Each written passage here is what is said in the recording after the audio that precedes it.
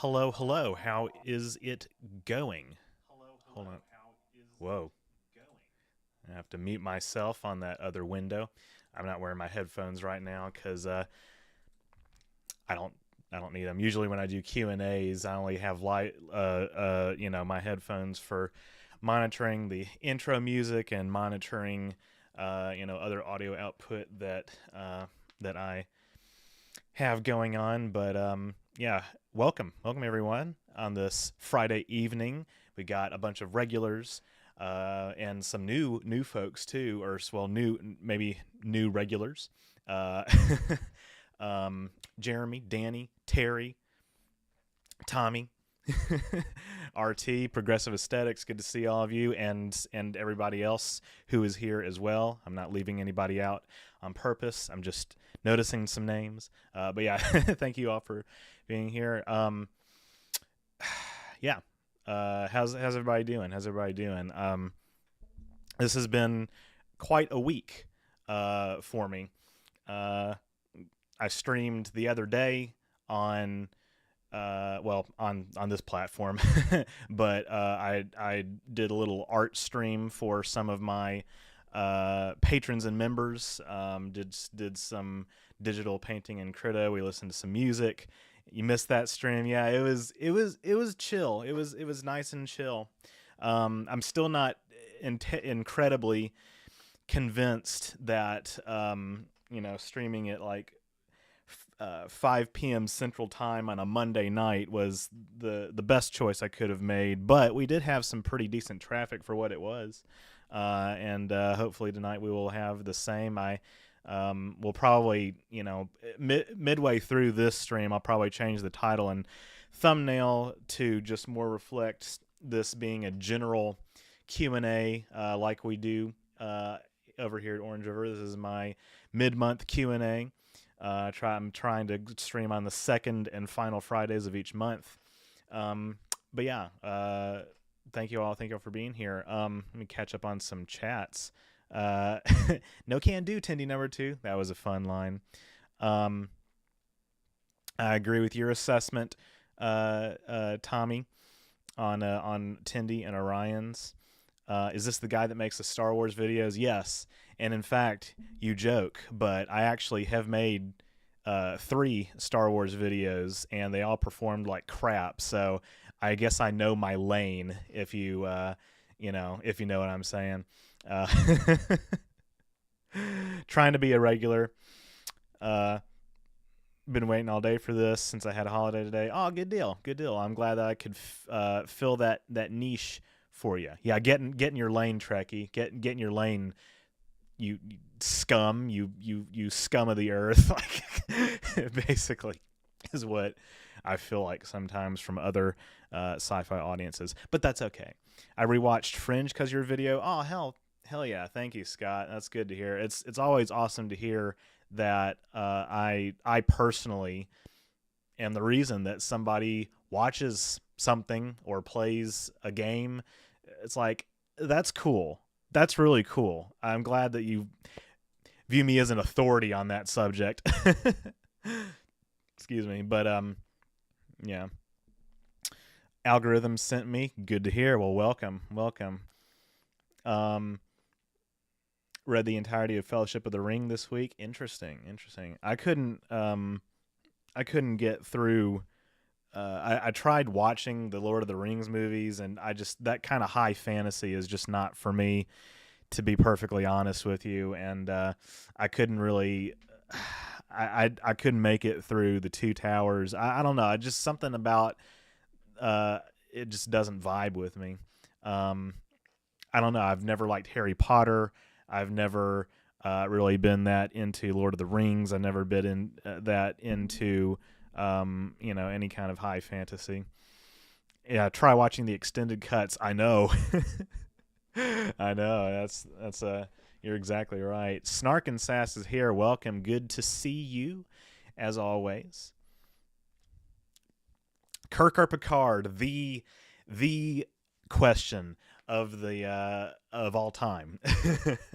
I have to go with Kirk. He knows when to bend the rules. That's my go-to answer. going to a Doctor Who convention this week, so all this is a weird mix. I hear you. I hear you. Can only take high fantasy in short spurts, but I always have an episode of TNG on. There you go. There you go. Been meaning to catch up on Fringe. I used to watch the reruns years ago, and I only saw a few episodes. Also, what's the difference between sci-fi and fantasy? Well, the difference between sci-fi and fantasy is one of them. I mean, it's obviously there's a lot of magical technologies in sci-fi, but there's still some kind of technical explanation, some kind of quantum explanation, or attempt at a scientific explanation. Whereas fantasy, things just kind of are the way they are. That's they tap into different political allegories, different kind of themes, different kinds of storytelling. We got $10 already from Kinsey K. Due diligence. There we go. Thank you, Kinsey. Amber, good to see you here as well. Kinsey just started a playthrough of Mass Effect 2. So if you want to go over to their channel and watch with us or with me, I actually, if they'll let me, I want to be in it, be part of it. And the other night we did a Discord call, and it was a co-commentary, and it was fun. So you should come hang out every Wednesday. Even if I'm not on a Discord call and you can't hear my voice, you should still come watch Kinsey, because Kinsey is my friend, and boys support boys, as we say.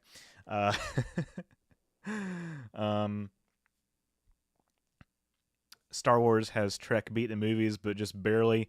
I don't think I even agree with that. I don't like any of the Star Wars movies. We can go into the reasons why.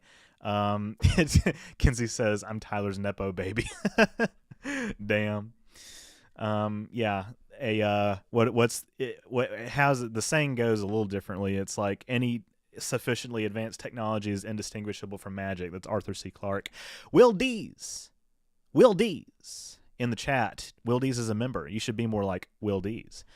Get that member badge. Thank you for being here.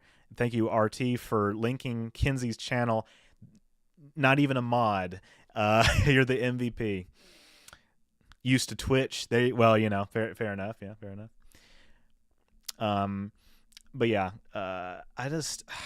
I just don't like the writing in any of the Star Wars movies. I think that A New Hope has a really weak script. Empire is a little bit more exciting. I hate Return of the Jedi. The prequels obviously are trash for the most part, and the reboots are just, corporate Disney BS, all over the place. Although The Force Awakens is kind of fun, even though it's a retread of New Hope. But I will do morally ambiguous things to defend Episode 3. Episode 3 is the strongest of the prequels. I will give you that. Did you have a good Halloween? I did have a good Halloween. I actually did some writing on Halloween. I as I tend to do every now and then. It's kind of a patrons, and members' secret thing. I don't want to go too far into it. It is Trek related, but I wrote a script. I'll say that, and had to make sure that none of the cats got out when we answered the door to give candy to all the passing teenagers and little children. Unfortunately, I did not have time to cobble together like an actual costume. I know people wanted me to dress up on stream, and I if I had made time, I would have done it for Metroid Fusion, but I also didn't want to play a game for 10 hours and get hot and sweaty. I was already getting tired. Knights of the Old Republic. Yeah, I would play, some Star Wars video games for sure.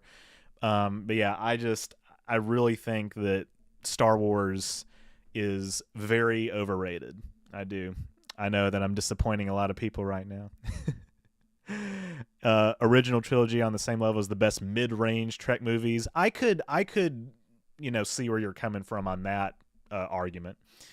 Absolutely hate the sequel trilogy. Somehow, Palpatine returned. One of my favorite tweets of all time is, I don't remember what the context was. I don't remember who said it. It was just some person, I think, said, some form of, remember, if you're self-conscious about your the quality of like your screenwriting, if you're an aspiring screenwriter or storyteller, just remember somehow Palpatine returned. And it's like, yeah, somehow Palpatine did indeed return. That was a thing that was said in a multi-$100 million blockbuster film. Somehow Palpatine returned. Um, yeah. Chat is catching up on this window. I don't know what it's not a delay on the screen that you guys are seeing. It's a delay in YouTube Studio of all things, which is weird. Cannot wait to have a cat again. My Boimler costume was super last minute, so I understand. Yeah, I didn't want to say anything, but I mean, it does look like that you were able to pull together with some unique materials for the uniform. But yeah, that's neat, man. That's neat. Progressive Aesthetics says Star Wars is normie sci-fi. I kind of have to agree with that a little bit. Oh man, you've not had a single trick or treater at any time because you live in deep woods. Yeah, we have fewer than usual because we also have like a very long walkway from the street to our door, and it's in the middle of trees and forest and everything. Knit and Crochet Tiger, welcome to the chat. Just happened to like all sci-fi and fantasy, even the B stuff from the 50s and 60s, like Lost in Space. Yeah, I mean that's fine. I also think that Lost in Space is extremely campy and cheesy. But it's it's about it's subjective. It's fine.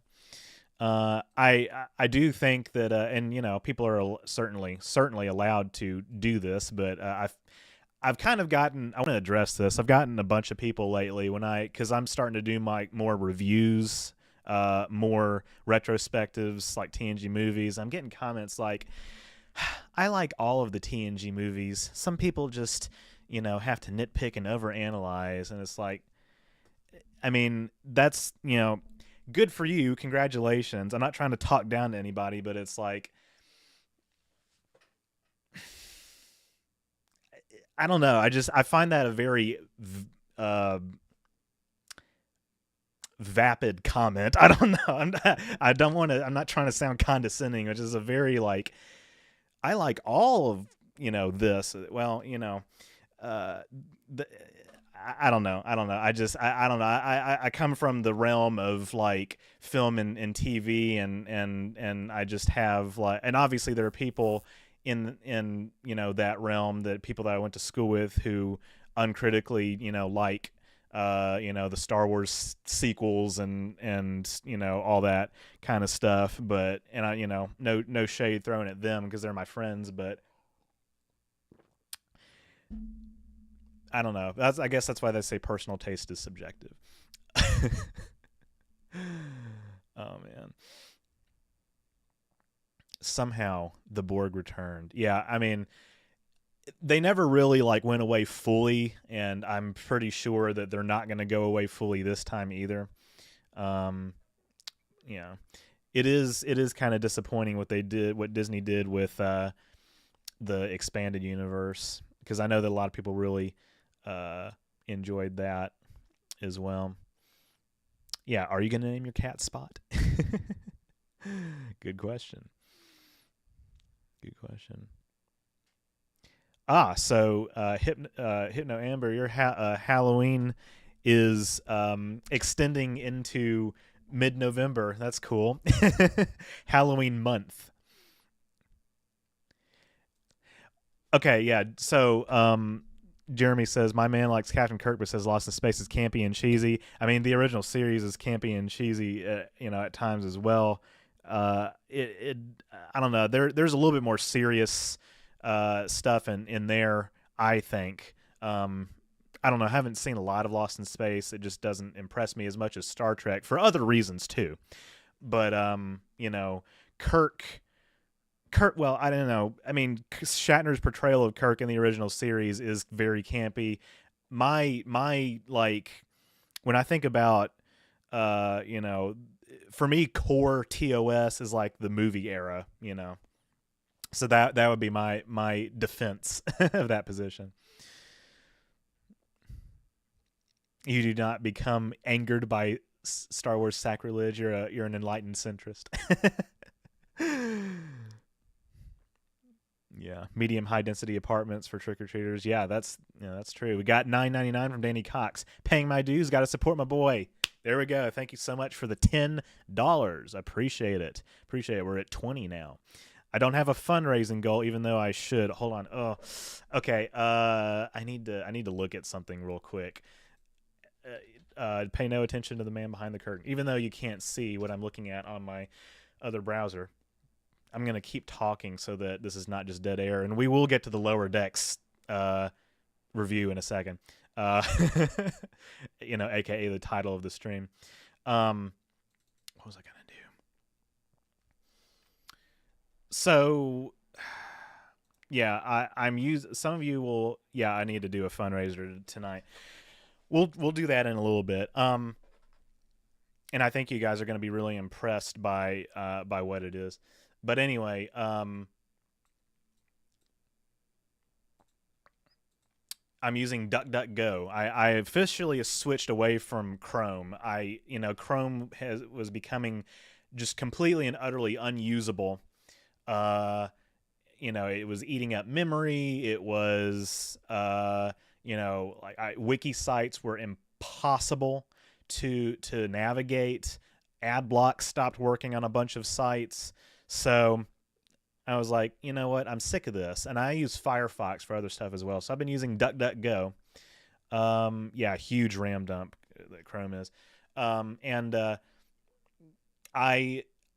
am very impressed with DuckDuckGo. I'm streaming on DuckDuckGo right now. The only thing I don't like about it is that it doesn't have a dark mode. And I need dark mode because I have special eyes.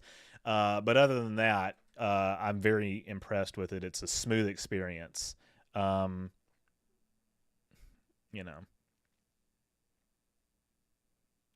It's impossible to write a story that will please everyone, so just enjoy. Yeah, I mean, there's also nothing wrong with having standards either. I mean, I'm very critical of a lot of Star Trek. I think that large swaths of the Next Generation and Voyager and Enterprise and even DS9 and all of the shows have like stretches of episodes that I think are unwatchable, like genuinely unwatchable. I think that TNG season 1 is like cringeworthy in a million different ways. It's hard for me to watch a lot of Star Trek's my favorite franchise. So like you can be critical of the things that you enjoy. We got $15. Holy shit. Can't be outdone by Danny, although you're really cool. Thank you, Tommy. You guys are the MVPs. I swear to God. Super chat train is running off the rails. I know. I love it. I haven't even started my fundraiser yet, which is coming later. But yeah, I want to catch up on these chats, and I want to transition into the Lower Decks discussion. I shouldn't be doing this, but I'm kind of keeping an eye on the view count right now, and unfortunately, I think that the Lower Decks title and thumbnail is not getting me as much traffic as I would if it were just my regular Q&A title and thumbnail. So I'm gonna switch to that in a little bit, but I want to catch up on these chats, and we'll talk about the finale, and I'll tell you how I'm going to handle spoilers. Oh yeah, Grim Daddy. Man, I hate it when YouTube does that. Like you type out a whole message and it just sends an emoji. It's like what? It's stupid. Yeah, I hate it. Was Lost in Space also a Desilu production? I have no idea. I have no idea. I have no idea. Loki season 2 was amazing. Great ending. People are impressed with it. People are impressed with it, and I have to say that I have been ambivalent on it. I have not been enthused to watch it because I'm just so over Marvel. But Loki season 1 is the only post Endgame Marvel thing that I have liked or been interested in.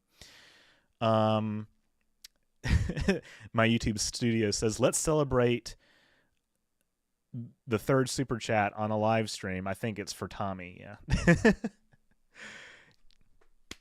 I thought it was talking to me, like I've gotten 3 super chats, like congratulations. Like, no, it's Tommy. We're celebrating Tommy. Thank you so much, and thank you to everybody else who has donated so far.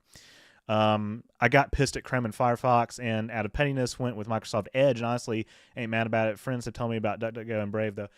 I've never heard of Brave. My friend tried Opera. He was not impressed with it because it also uses a lot of RAM, which is one of the things I'm trying to get away from. Yeah, Microsoft Edge, funny enough, you're right. Microsoft Edge doesn't completely suck. Microsoft Edge doesn't completely suck. It's actually like kind of not a pain in the ass to use, which that's one of the biggest. And, Edge is not a new browser or anything. It's been around for a while, but yeah, I was impressed by that. Making them bucks. Yes, I am. All of the series have parts that are unwatchable until they grow the beard. I agree with that assessment. I really do think that most of the Trek shows find their footing in seasons 3 and 4. 4 especially. For some reason, it just takes that long. But, Andrew Singleton, now that I've actually seen the finale, them bring back that one Nova Squad dirtbag as antagonist was amazing. And we'll get into spoilers about that. I mean, the reason I waited a week to talk about this is that I wanted to give people time to watch the episodes. If you haven't watched the episodes and you're here, I mean, I don't want you to leave or anything, but if you care about spoilers, I will tell you how I'm going to handle that. Loki's good. I might have to check it out. I enjoyed season 1. It was different. I appreciated that it was different. I did.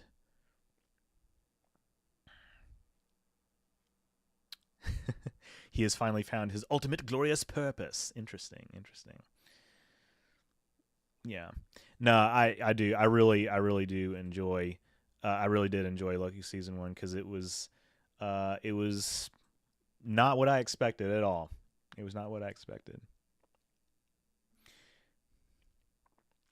Yeah, Edge. Every browser uses less memory than Chrome. It's insane. God, F Google. Seriously.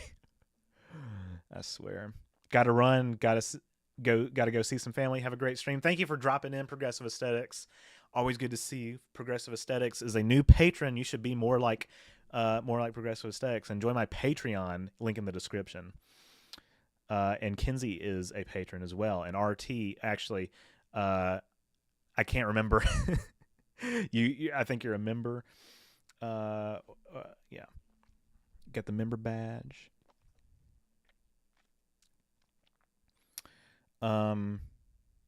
Yeah, and a lot of shows also find their footing in seasons 3 and 4. That is so interesting. Chrome comes bundled with what's basically spyware. Yeah.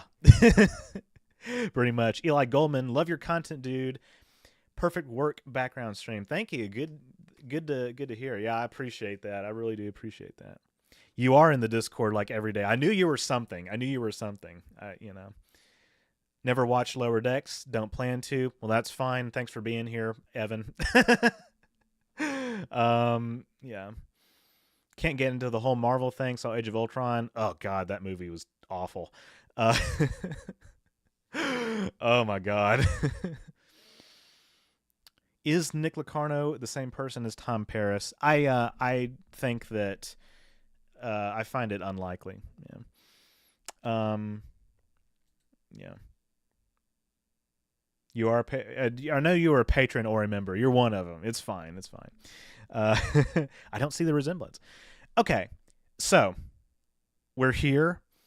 Um, let's jump into this. So, okay, for those of you who care, which I'm, if you do, and some of you do, that's fine. Um, I mean, it's been a week. You've had time to watch the episode, but I am going to go ahead and add in another. Let me add in another text object. Holy crap! I don't have any tea right now. I wish I did. I might have to go get some.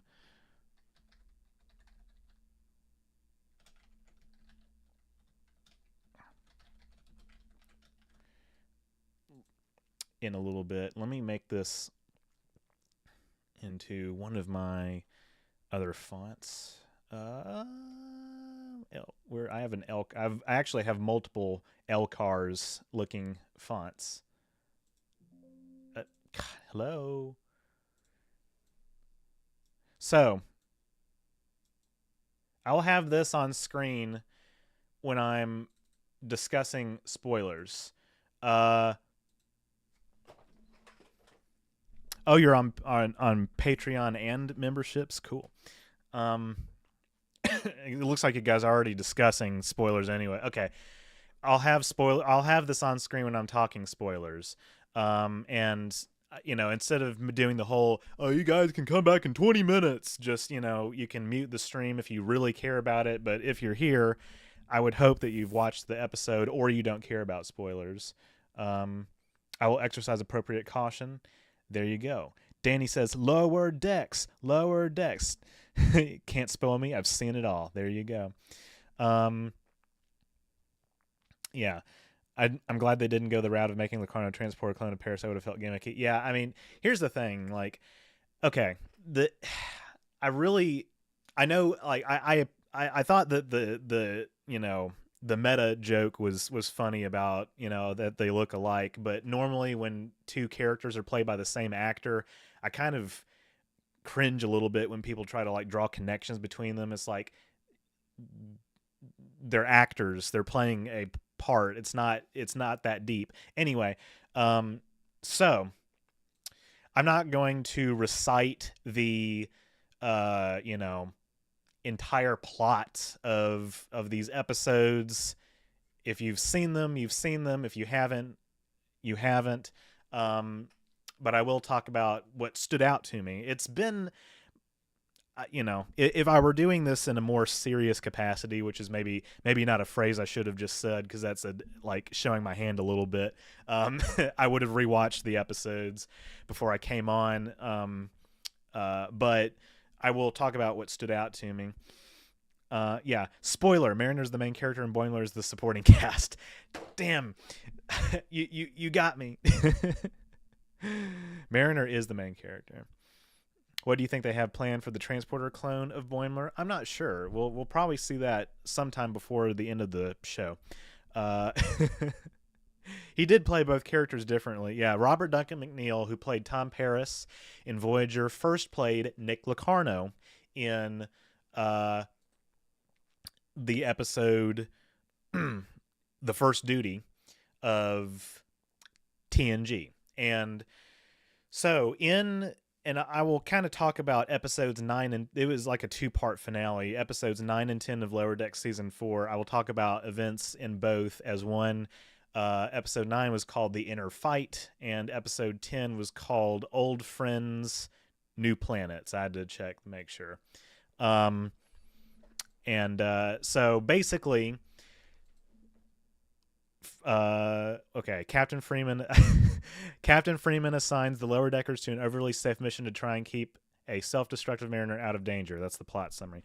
All right, so Mariner, over the course of multiple seasons, has had a problem with authority. And you know what? More power to her. You can't trust the system, man.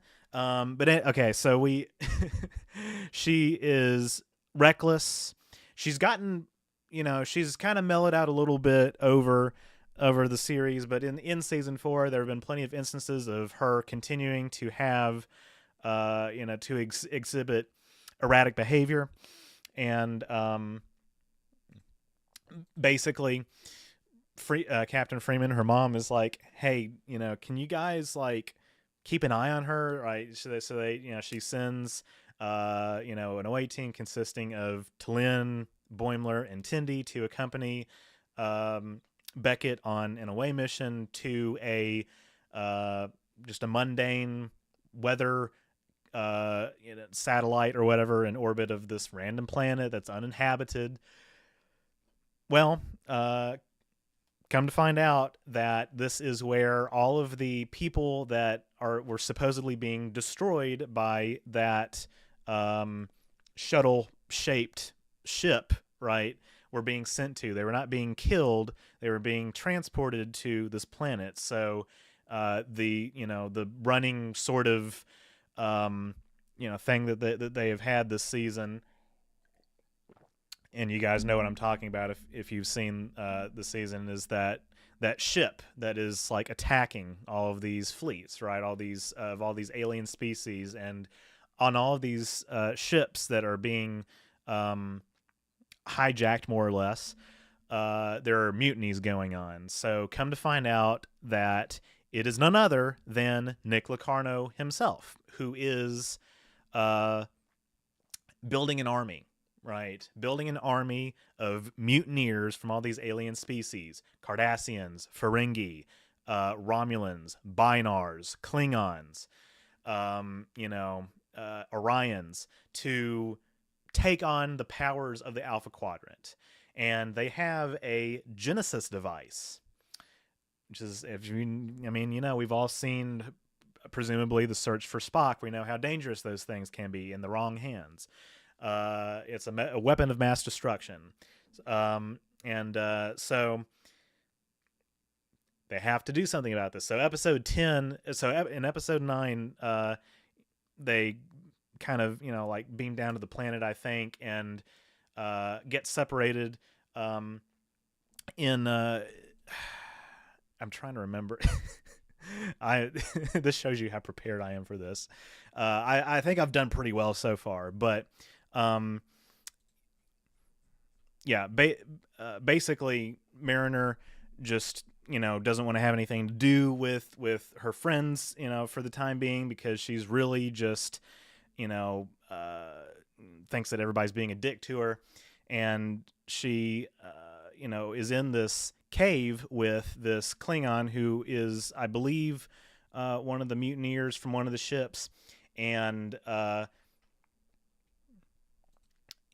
she's like, and this is a scene that Mike McMahon said that he worked on for like a year, trying to get like her big speech right.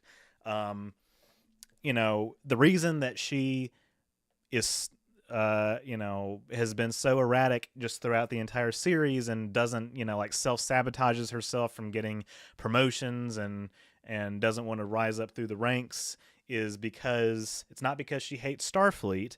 It's because she hates what Starfleet has become, which is basically a more militarized Starfleet. So this is kind of the grievance that Jean-Luc Picard had against Starfleet in Picard, right? In the show. That, after the Dominion War, that they're focusing less on scientific exploration and more on warfare. She doesn't like that. She says, I want to, like study plants and stuff like that, right? Exploration, science. So, hey, Ralph, good to see you in the chat. Beazle Buzzle, as well. So basically, that's her grievance. And we also find out that she was friends with none other than Ceto Jaxa, who is, if you remember, Ceto Jaxa was the Bajoran ensign on the Enterprise in the episode Lower Decks, and also she was in the First Duty. She was part of Nova Squadron at Starfleet Academy with Nick Locarno and Wesley Crusher, and she was able to, because Nick Locarno took the fall for Nova Squadron trying to do the illegal flight maneuver in the first duty, and that ruined his career. So now he's been, disenchanted with Starfleet. He's become a renegade, and so we see him come back in season 4. Um, and Cedo, of course, was on the Enterprise. Picard hand selected her to be on the Enterprise in Lower Decks, the episode Lower Decks, of course, of TNG, because he wanted to give her a second chance, basically. And he sent her on a dangerous away mission in Cardassian territory, and she died. She gave her life for the Federation in the line of duty.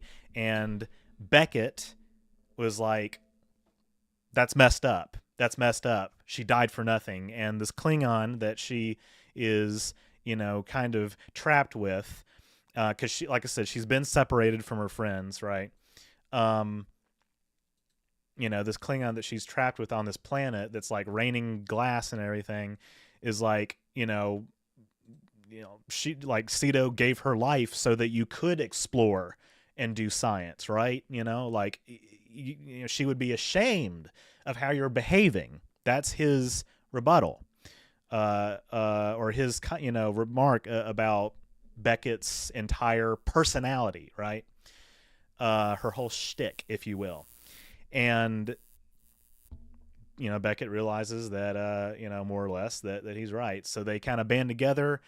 And I'm trying to, I remember the big speech, but I'm trying to remember, how does she get off the planet? See, it's okay. 'Cause like when I was on the Sci-Fi Natics, show, you shouldn't be here at all. Oh man. Yeah. Spoilers on screen. Spoilers on stream. Okay. It's when I was on the Sci-Fi Nautics show, they, nobody can remember every single thing. We talked about 4 episodes. Nobody can ever remember every single plot detail.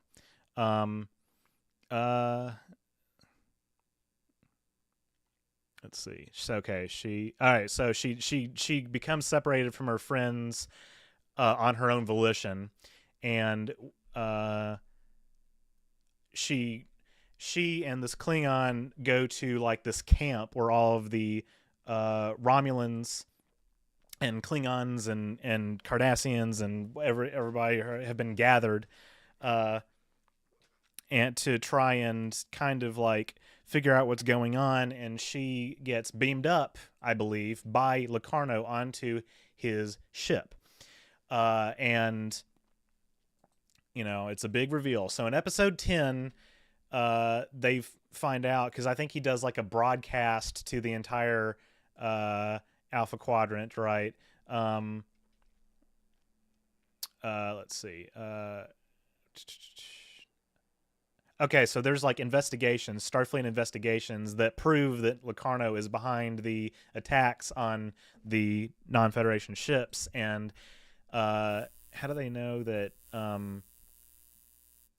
do they know that he has Beckett?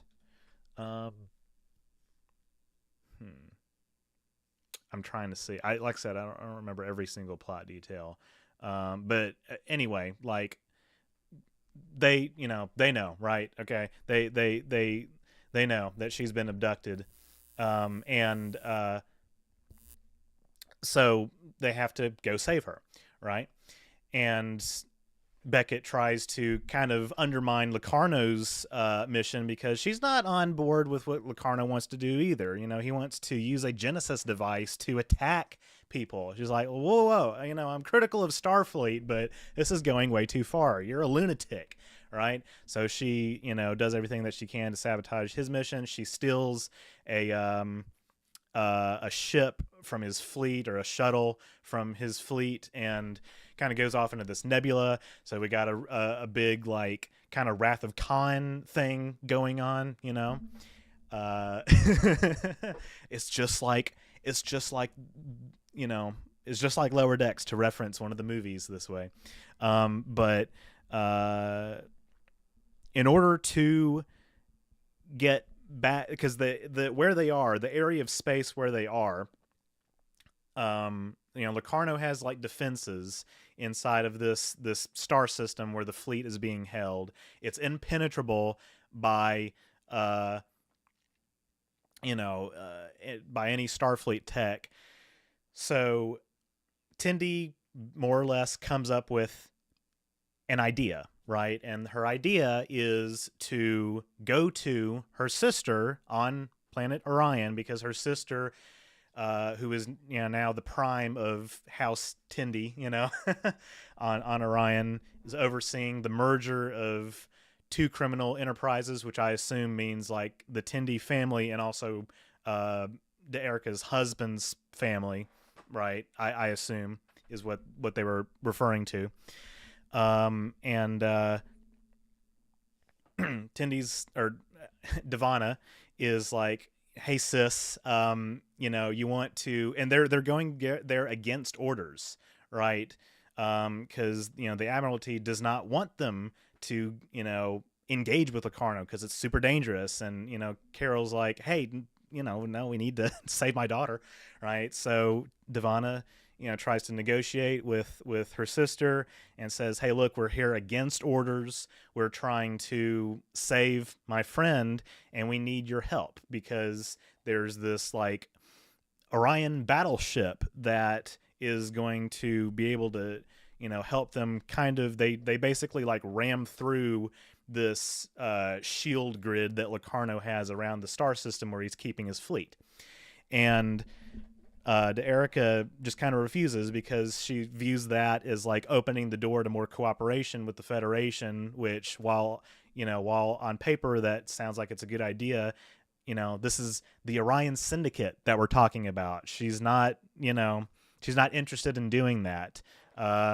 So Divana says, like invokes some like ritual combat thing, right? And so they get into the ring. It's a very large Orion female who's kind of built like a sumo wrestler versus somebody from the Cerritos, right? And the stakes are, okay, well, if the Orion side wins, we will give you the Cerritos. We will give you the ship, which has all kinds of Starfleet security access codes and weaponry and technology. All right. But if the Cerritos side wins, then we get the battleship. So Tendi picks Miglimo, who is the stupid bird psychologist counselor, who is one of the most annoying characters on the show, if you ask me, to fight this in the ring with this Orion. And everybody's like, what are you doing? Why did you pick him? But of course, my girl, big brain strats, because he's allergic. The Miglimo is allergic to Orion pheromones. So yeah, barter by combat. Yeah. Galaxy brain strats, right? So he like puffs up, and I think he like releases some chemical or something in like flight or fight response, and the Orion falls over, but she falls on him, whereas he could have at any fucking moment gotten out of the way. He's like, yeah, I'm winning, and she falls on him. Well, even though the Orion is down, so is Miglimo. So Erica declares, this Orion victory. So they transfer these command codes to Cerritos, and Divana has one last idea, which I assume is another galaxy brain idea, up her sleeve. And I think that she orchestrated the whole thing, to be honest. I think she knew that Miglimo would probably lose, even with the his defense. She was like, okay, there's one more thing that I can offer myself, right? She feels indebted to her family for kind of like abandoning them more or less, which is what she did when she left the Orion pirate way of life. And she was like, you know, let just, give back the ship. I will come work for the family. And Erica says, it will be convenient to have you by my side during all these, negotiations and everything with the syndicate or within the syndicate. And she says, even if you save your friend, you have to promise me that you'll follow through on this. And Devana says, yes, I will. So they give the Cerritos crew the battleship, and it's I guess I kind of am reciting the plot of the episodes. Oops. uh, all of this is from memory, by the way. I'm just giving context, but Boimler is in command of the ship, and they use a strategy to like tow the Cerritos with the battleship, or they like I said, they use it as like a battering ram to kind of like overload the grid, and they poke a hole in it, and they go save Mariner. Locarno gets blown up. The end. Then they go back to the Cerritos, and everybody's like, yay, we got Mariner back. And then the Erica's ship, or an Orion ship, shows up, and it's like, oh, I guess it's time to go. And I have to now I'm getting into the review part. I guess I have spent about 20 minutes reciting the plot, but I think you guys can forgive me for that, because to be honest, I think that this was the strongest writing of the show yet. But anyway, like, she has a tearful, heartfelt goodbye, and it's not goodbye forever. She says, when I'm back, I'll be back, all this stuff. And at the end of the day, at the end of each season, a previous season, a character has left the ship only to come back in the first episode of the subsequent season. I guess my question is, like, why would this time be different?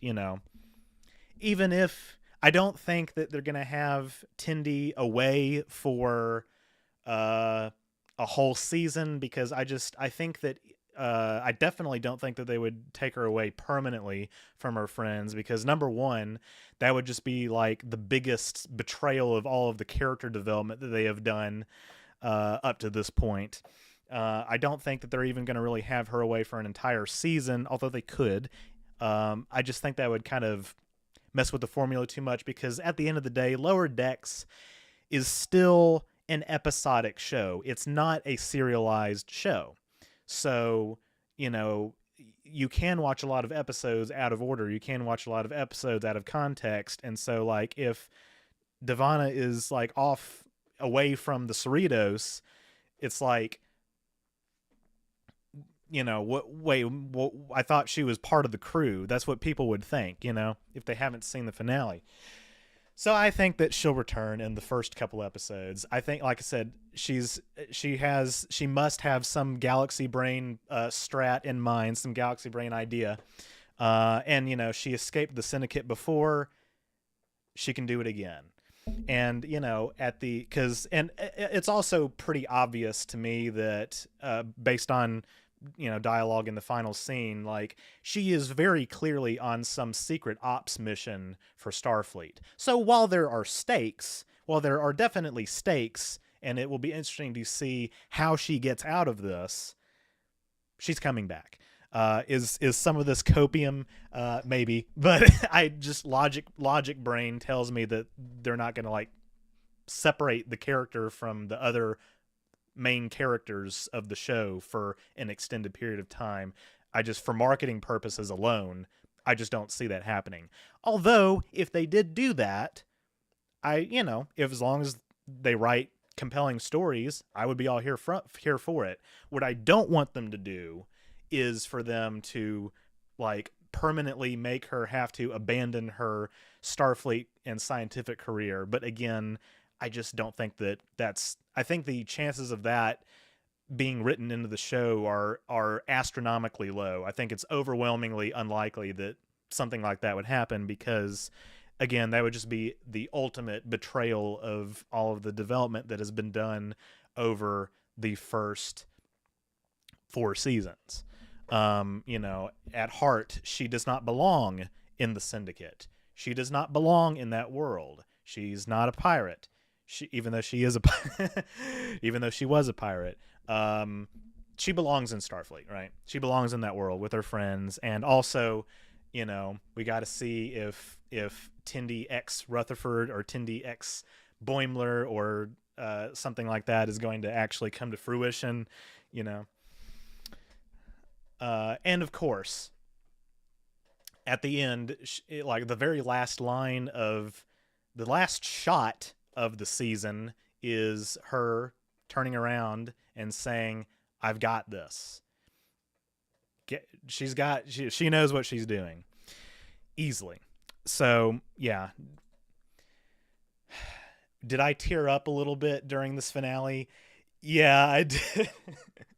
I kind of did because the stakes are real. Like I said, logic brain tells me that she's coming back, but at the end of the day, you have to admit that, like, this is, and I'm sorry, but this is the first time that I've actually been kind of on the edge of my seat with a finale of Lower Decks. This is the first time that I have said I can't wait for the next season. Night Spearhead, good to yeah, came in at just the right time. I just, like I said, am I biased in how, like, pumped I am for the next season? Sure. But as somebody already pointed out, she is, without a doubt, and it's not even close, no contest, the most popular character from the show. No fucking contest. It is not like, okay, yeah, Mariner is the most prominent in marketing. She is, I think, undeniably, she is the protagonist. I think Boimler is definitely a secondary lead, if not a co-lead. And poor Rutherford, he's just kind of there. But he gets enough screen time, I think. No fucking contest. Tindy is the most popular character from the show. I will tell you right now, I know for a fact, and I know that some of you have probably experienced this too. I know for a fact, people who don't watch the show, people who do not watch Lower Decks, they recognize Tindy. They may not even know her name, but it's like, oh, that's the Orion from the animated Star Trek show. She is popular, and I think Paramount, and yes, I am invoking the studio here, I think Paramount is very, very aware of this. They know this to a T. They are perfectly aware of this. And I think that, I mean, in the poster for season 4, like, again, it's still Mariner and Boimler who are the most prominently featured. But if any of you guys are on Twitter, which, by the way, if you are, my condolences. Yes, Chris, you can see the passion in me.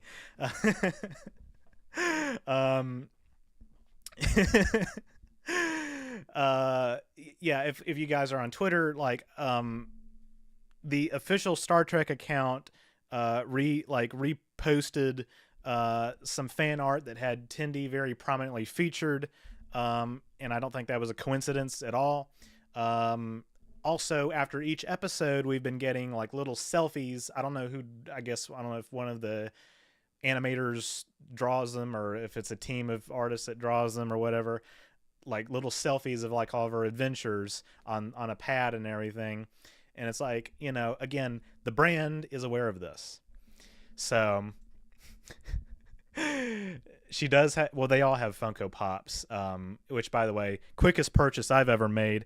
I know that some people think that Funko Pops are cringe, and, are they kind of unsettling to look at? A little bit, yeah.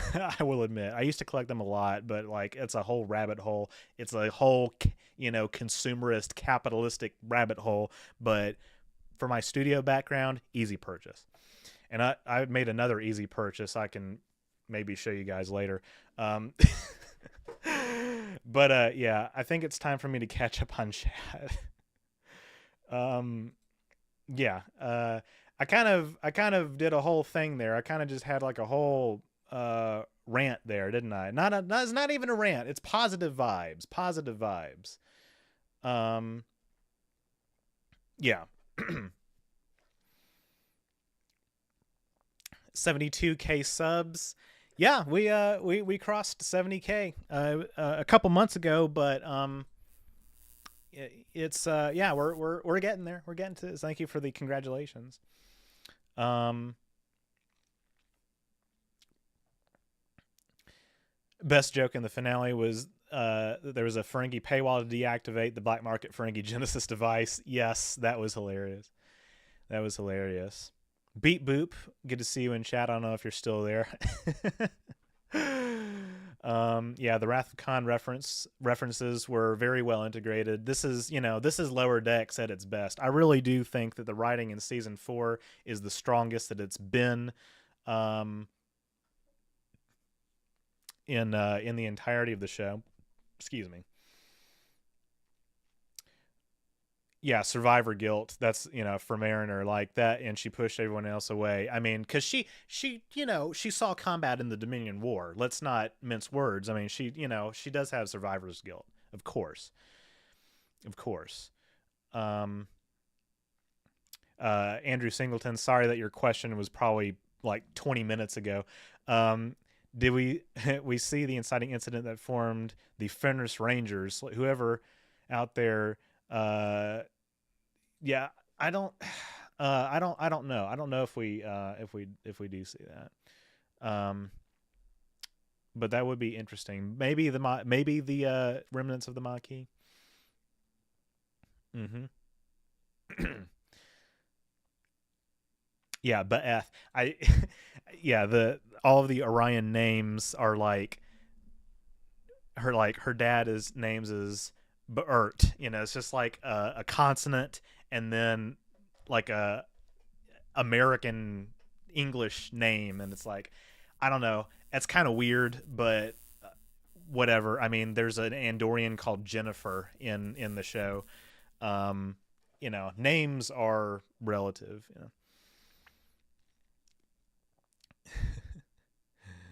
Mm-hmm.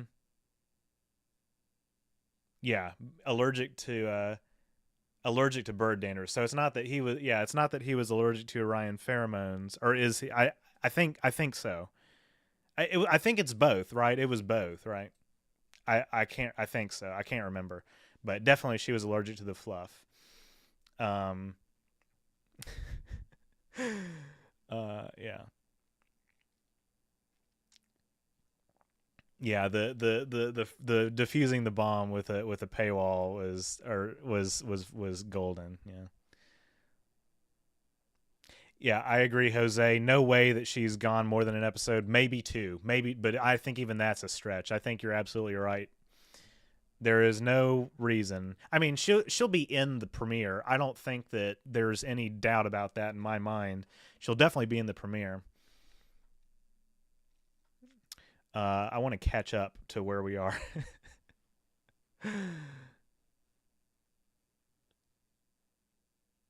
Yeah. Yeah, unironically, why would this time be different? Why would it be different? Um I will say that I did spend the like I watched it last Thursday, and I kind of spent the whole rest of the day thinking about nothing but the episode, and then I spent large portions of Friday thinking about nothing but the episode, and then I spent large portions of Saturday thinking about nothing but the episode, and I've kind of calmed down a little bit, but no, I was because I don't know who it was, Danny, I think it was maybe Danny or somebody in the Discord. Like I was playing golf, and yes, I play golf. I know that a lot of you might not expect that, but yeah, I do play golf. But I was playing golf, so I actually do touch grass on a regular basis, and almost daily even. And I don't play every day, but I saw this message. I was checking my phone and I saw this message on Discord, and I think it was Danny who was like, um, "Are you okay after the finale?" And I was like, my heart kind of sank a little bit because like that's worded very ominously. Like, wait, am I supposed to be worried about something? Did something happen to my wife? And turns out the answer is yes. Um, uh, but it was, you know, it was not what I expected. It was not what I expected. So then I immediately watched. I got home and watched the finale, and I was like, Danny, you kind of did me dirty a little bit. You got my heart rate up a little bit. But yeah, no, that was how last weekend went for me. How did Shax come back from the dead? No one talks about it. How did Tindy come back to Starfleet? No one talks about it. Well, we might they might talk. Well, actually publicly they wouldn't talk about it because, like I said, she is very clearly on some uh you know special ops mission, secret ops mission. Um, a very very fun sounding plan based on the past shenanigans. Yeah, they did transfer stuff from the Cerritos to the computer in the Orion ship. Yeah, I mean, like I said, we don't know how much discussion happened behind the scenes. Uh, you know, uh, I do think I mean, when I say behind the scenes, like when internally in the episode, when you know Tindy first brought up to the captain, like, I have a plan. I would imagine that a lot of this was part of it. It's kind of confusing though, if I'm being perfectly honest, because like if they knew, I think she knew the whole time that she might have to do this. I don't know. I don't remember what her body language was when like Miggly Mo lost. But like and she definitely has a plan now. But like if they knew that if she was trying to get him to throw the fight, which I didn't seem like she was, well, she picked him for a reason because the Orion was allergic to his dandruff. Like, why? Like, if they knew that he was most likely going to lose, why would they have reacted surprised or like shocked when she picked him? Were they trying to like pretend to be shocked? The read on that is kind of confusing, to be honest. Um, I don't know. That's the one thing about the finale that was not written. I mean, and you don't have to explain everything. One of the big rules in screenwriting is show, don't tell. But I don't know. It was just the way that everything unfolded was kind of like, and then this, and then this, and then this, and then this. Um, you know. Anyway, that was the one kind of part I was iffy on. But yeah, I was on the edge of my seat. I was on the edge of my seat. Tindy is the boundless optimism that we need, and that's why I made a whole video about her this year. I did. We got a $9.99, another $9.99 donation from Night Spearhead. Thank you so much. I really appreciate it. I'm really trying to catch up on all of these chats. It's not Twitter anymore. It's called X. And when you post, it's called excrements instead of tweets. I know. I'm perfectly aware that it's called X. I refuse to call it X. I just, I refused. I refuse. Have you done a video about Captain Shaw versus Admiral Picard and Riker, like a Jellicoe debate thing? That would be an interesting discussion. I think, well, I'll reveal more about this in the future, but I think like a lot of discussions about like stuff that happens in episodes, I think I want to save those for when I do like retrospectives on those episodes or on those shows. Devi, good to see you here as well. I noticed you a while ago. Thank you for being here as always.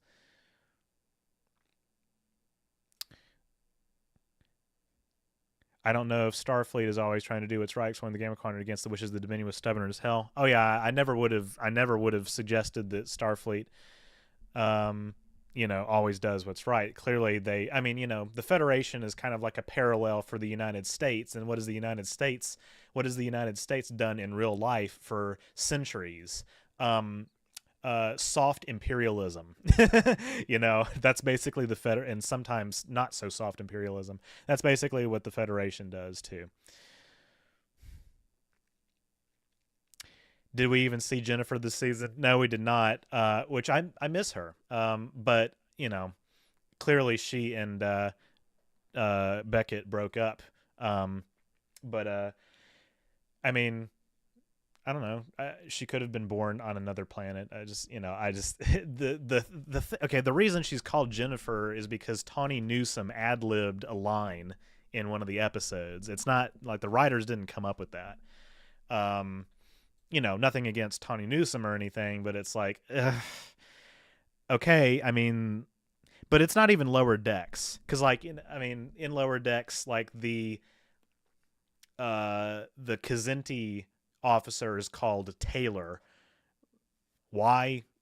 I don't know. Just cause. But it's not just Lower Decks. Like the Bajoran officer in Picard, his first name is Matthew. Why is he called Matthew? Shouldn't he be called Matea or something like that? Like I don't. It's what the fuck is going on? I don't know. I don't know if this bothers people like it does me. I mean, De Erica is at least, a whimsical sounding name, and Beert and like all that, you know. But like Jennifer, I don't know. Am I missing a joke or something? Like, is the joke that I don't know? That's the part of Lower Decks that I can't stand a little bit. You know, some Orions haven't been pirates for something like 5 years. Yeah, that makes me wonder. I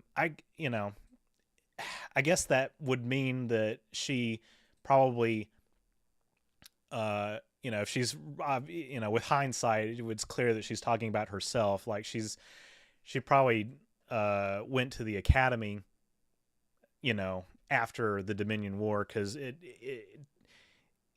to me it's clear, it's obvious that, like, her graduating class is like significantly after Mariners, or at least by a few years. So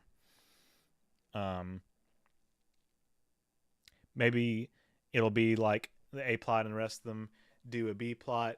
I'm sorry, it's been a while. I forgot what you were referring to. uh she's going to take down the Orion Syndicate. Well, the Federation has established relations officially with Orion, so maybe. Southern U.S. boy, hey, me too. In case people couldn't tell. In case people couldn't tell.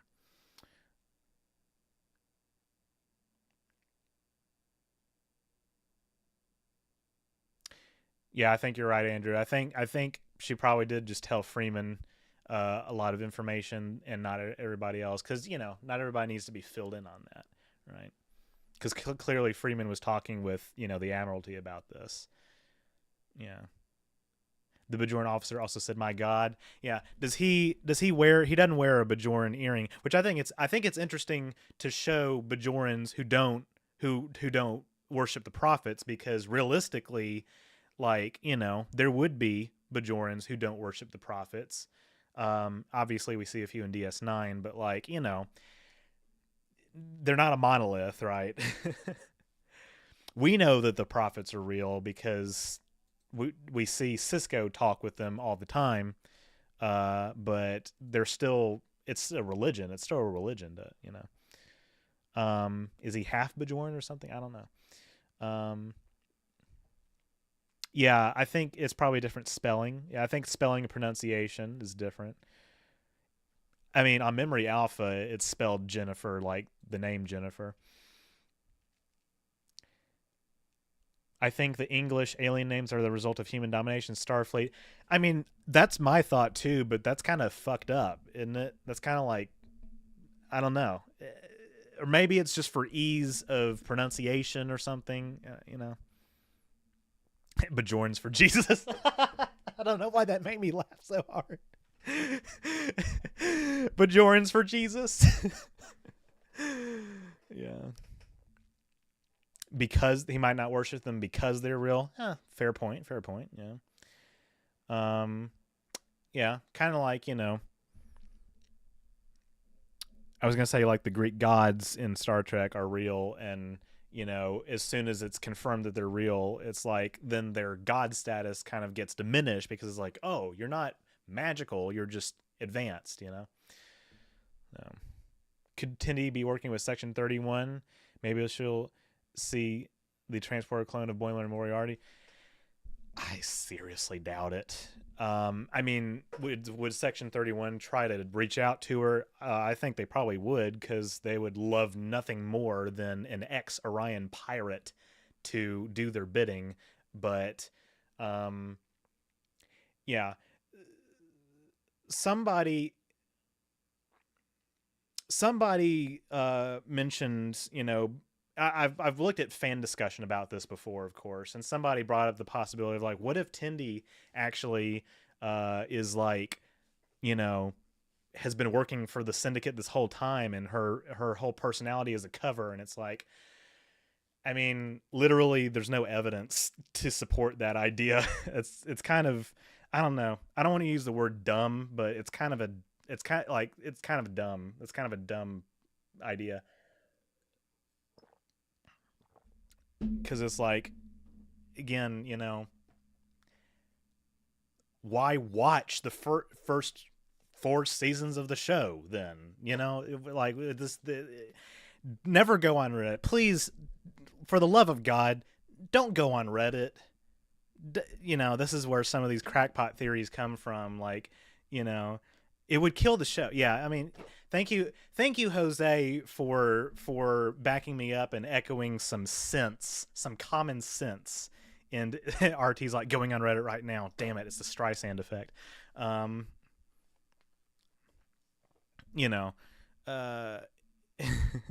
Tindy works because she is honest. Yeah, I mean, it would, like I said, it would be the biggest betrayal of all of the character development that has been done over the past 4 seasons. And also, it would do something else.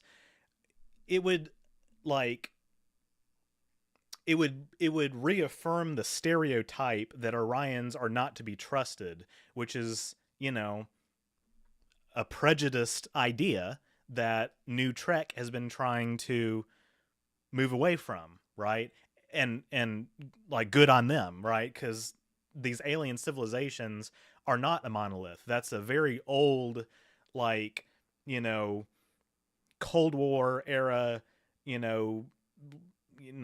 like old school 20th century liberal view of the world, right? Whereas today we have nuance,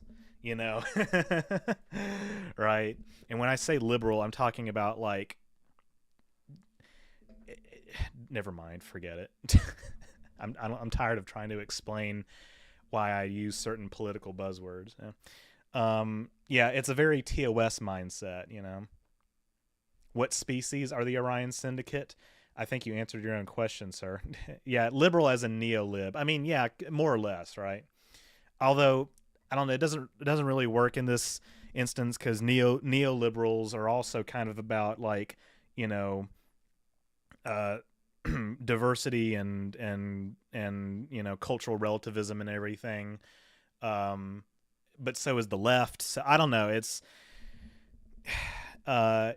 definitely a Cold War era mindset, because like the Klingons were the stand-in, liberal as in like end of history type liberal, right?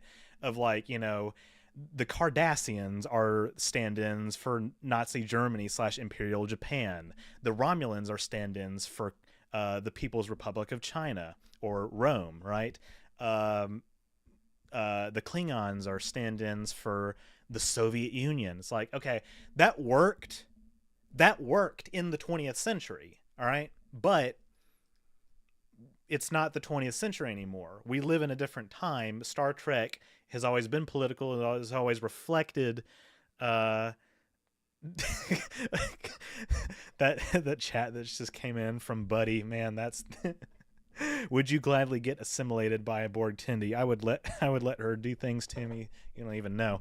Um Serious mode. Yeah, I mean, it's a different time, and Star Trek has always reflected, the you know, changing political landscape of America and of the world, and that's good. Like, Lower Decks and Strange New Worlds are the most politically left wing Star Trek since season one of TNG. The my I I have a lot of complaints about season one TNG, but season one TNG is like anti-capitalist as hell, and that was a Roddenberry self-insert, and that's the Roddenberry self-insert that I'm here for. Also, I agree with his views on religion, but we already had that conversation on another stream. You know, but yeah.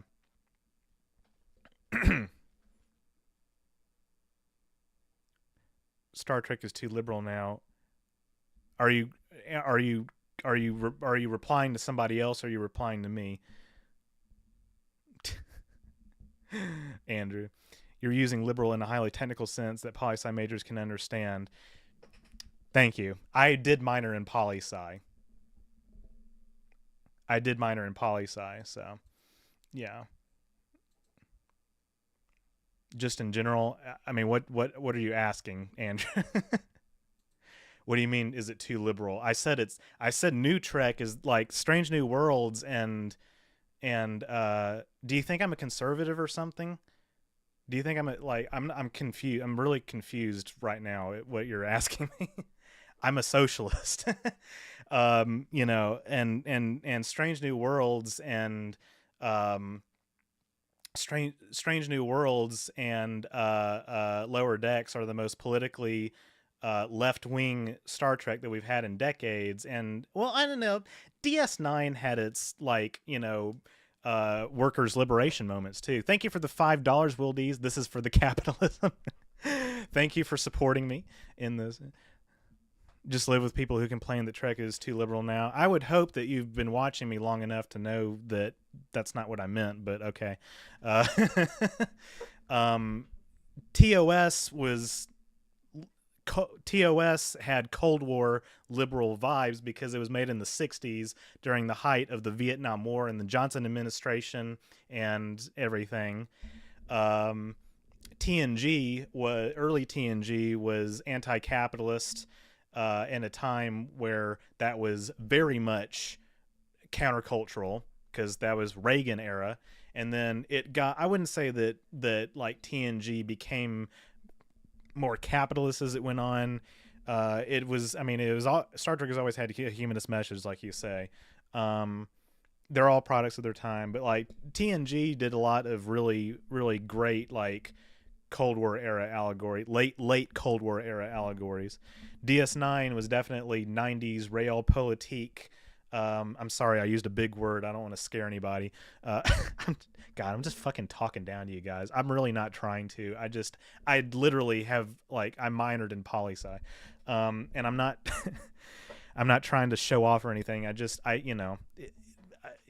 Star Trek has been doing these things, and these are real issues, right? Real political messaging where like it's after the Cold War and like DS9 has a terrorist character. Kira is a terrorist. Politically, that's what a terrorist is somebody that uses violence for political gain, right? And again, just like that guy in that episode of TNG, The High Ground or something like that, says, George Washington was a terrorist, under some definitions he was, So like exploring those kinds of themes. But DS9 was also very leftist in its politics. Voyager was just kind of there, I think. And then Enterprise was War on Terror Trek, George W. Bush Trek. It was like it was the most politically conservative Star Trek to date. And then Discovery is kind of neoliberal. That's one of my biggest issues with it.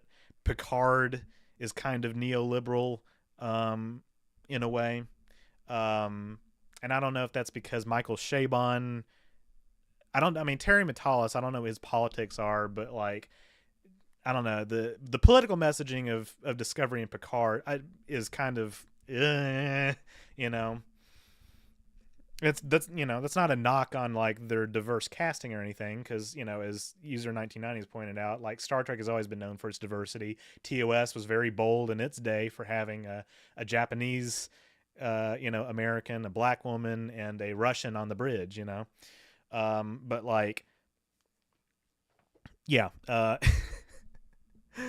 And then discuss and the Strange New Worlds and Lower Decks are like, hey, we live in a socialist society. It's like, okay, I'm here for it. Um. Anyway. Anyway. I hope I didn't upset anybody. I guess it's kind of inevitable that I would when talking about this kind of stuff, but I think enough of you guys get what I'm saying. Um, yeah. Would Pike vote for Biden? Ugh, God. Ugh, I don't want to think about that. Uh, um, I don't know. I don't know if Anson Mount. I mean, Anson Mount. I can't. I mean, Anson Mount is like a good dude, but I have to tell you guys that I cannot follow. I cannot follow a lot of Star Trek accounts on Twitter because, uh, it's just running defense for one of the major two political parties in this country, and it's like, hey guys, I don't know if that's such a good idea right now with I can't like Marina Sirtis, Jerry Ryan, Tim Russ. I can't follow them because all they talk about is like, if you don't vote for the Democrats, you're kind of a piece of shit. I mean, that's basically their politics. It's kind of reductive maybe. And I can watch Jerry Ryan, I can watch Marina Sirtis and these people like play the characters on screen. I can watch like Whoopi Goldberg's politics are absolute dog shit. Like she hates poor people, like I can watch her play Guinan. Like I can separate the art from the artist. Not a lot of people can. Um, yeah. How do you want to be remembered in history alongside with the Wright brothers, Elon Musk? Is that from Cochrane? Yeah, thank you, Jose. That's something that um, Jason Isaacs, as Lorca said in Discovery Season 1. Yeah, how did that age? Not well. Not well. Veterans Day is tomorrow. That's right. Anson Mount would vote Biden, but no Federation person would ever vote for our crude oligarchy. I would think so. Yeah. American politics is crazy. Not not a lot of political parties in the heart of democracy. Yeah. Yeah. I mean, yeah. I just, I'm sorry. If you're running if you're running defense for the Democratic Party at this point, I'm sorry. I don't. I just, why? Like, why? Yeah, the other side's crazy, but anyway. Anywho, I'm gonna take a break, and then we're going to come back, and we're gonna talk about something else for a while. Yeah, when the actors start getting on their soapbox and start talking, like talking down to people, it's not it's not a good look. It's not a good look. It's not a good look. Anyway, I'm gonna transition to. Hold on. We're okay. What am I trying to do? All right. I'm gonna change the title and thumbnail of this stream. Um, but yeah, I'm gonna take a break and we'll come back. We'll be back.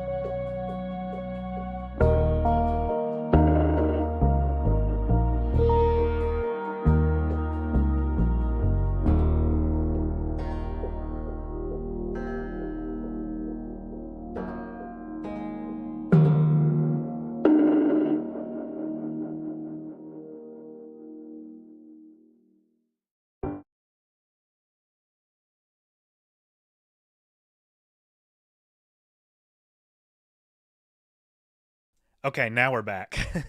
I think I timed that pretty well, actually.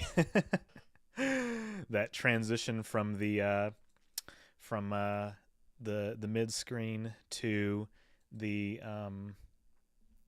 back to being here. I have my tea. Um, Talking about Denise Crosby.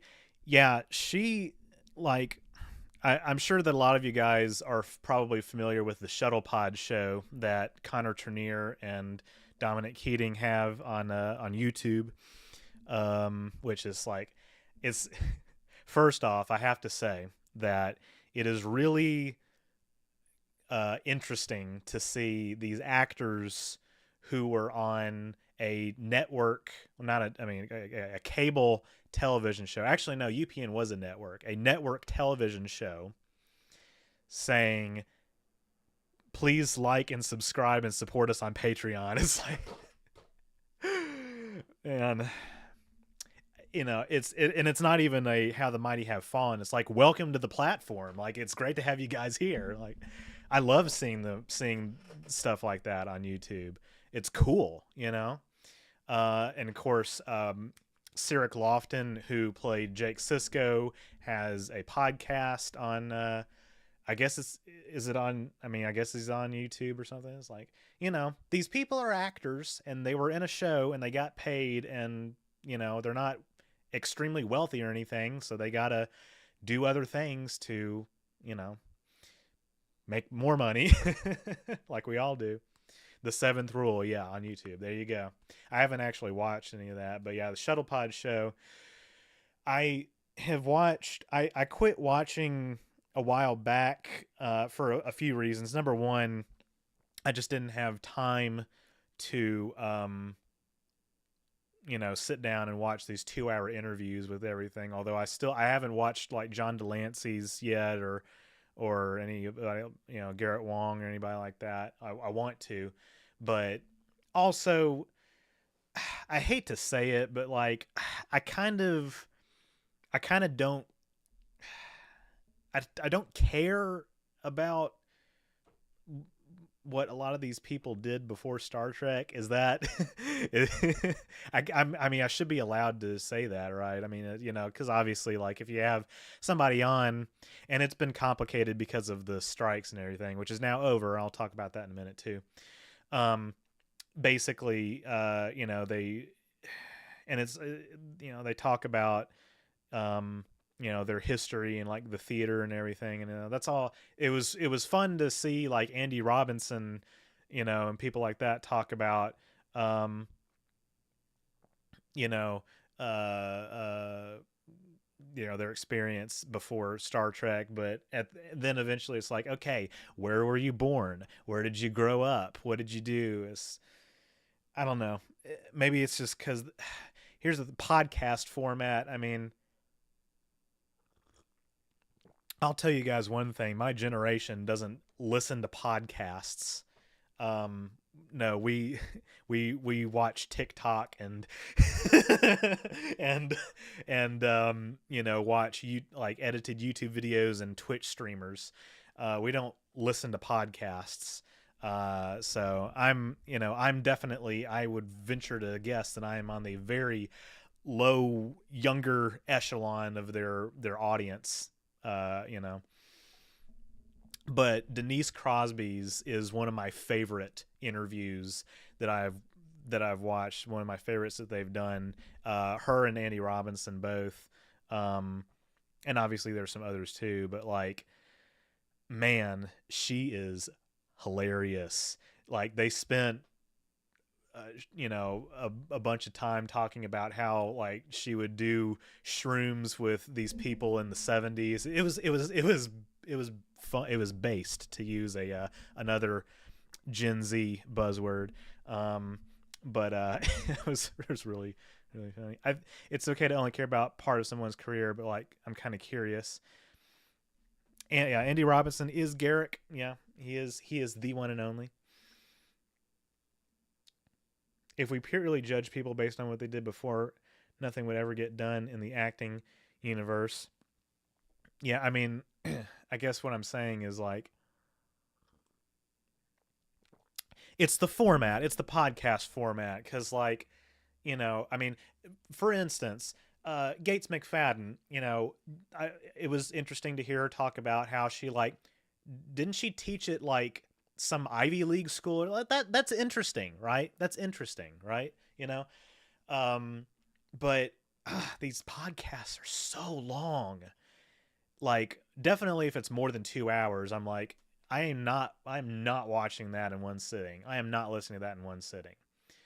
You've got to be kidding me. I mean, um, I still need to watch Walter Koenig's interview that he did with them, but like, and it's not, I don't think it's like attention span or everything. I mean, maybe it is attention span if we're being technical about it, but like, Jeremy had to get in the fuck Will Wheaton comment.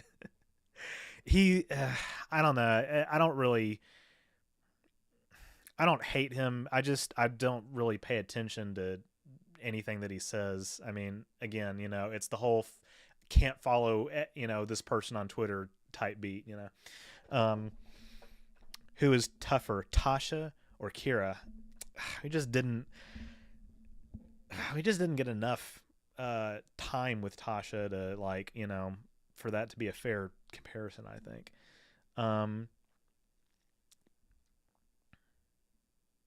Do you have okay? Yeah, I think you're right, Andrew. Is like, do you have enough actual content for this much time? You know, that's that's very understandable. I mean, I think, yeah, I think you hit, I think you're right about that. I think that is one of my big issues. It's like, and it's, it's not that I want them to be too short either, because, like, I like hearing these people talk, but and then I also don't like watching the portions where they, take audience questions. I mean, they filter them obviously, so, like, they aren't totally cringe, but it's like, I don't want to. As I'm talking to my YouTube audience who are Star Trek fans, I don't want to hear questions from Star Trek fans. Even though the title of the stream is answering your chat questions, I don't want to hear from other Star Trek fans. Let me put it let me put it that way.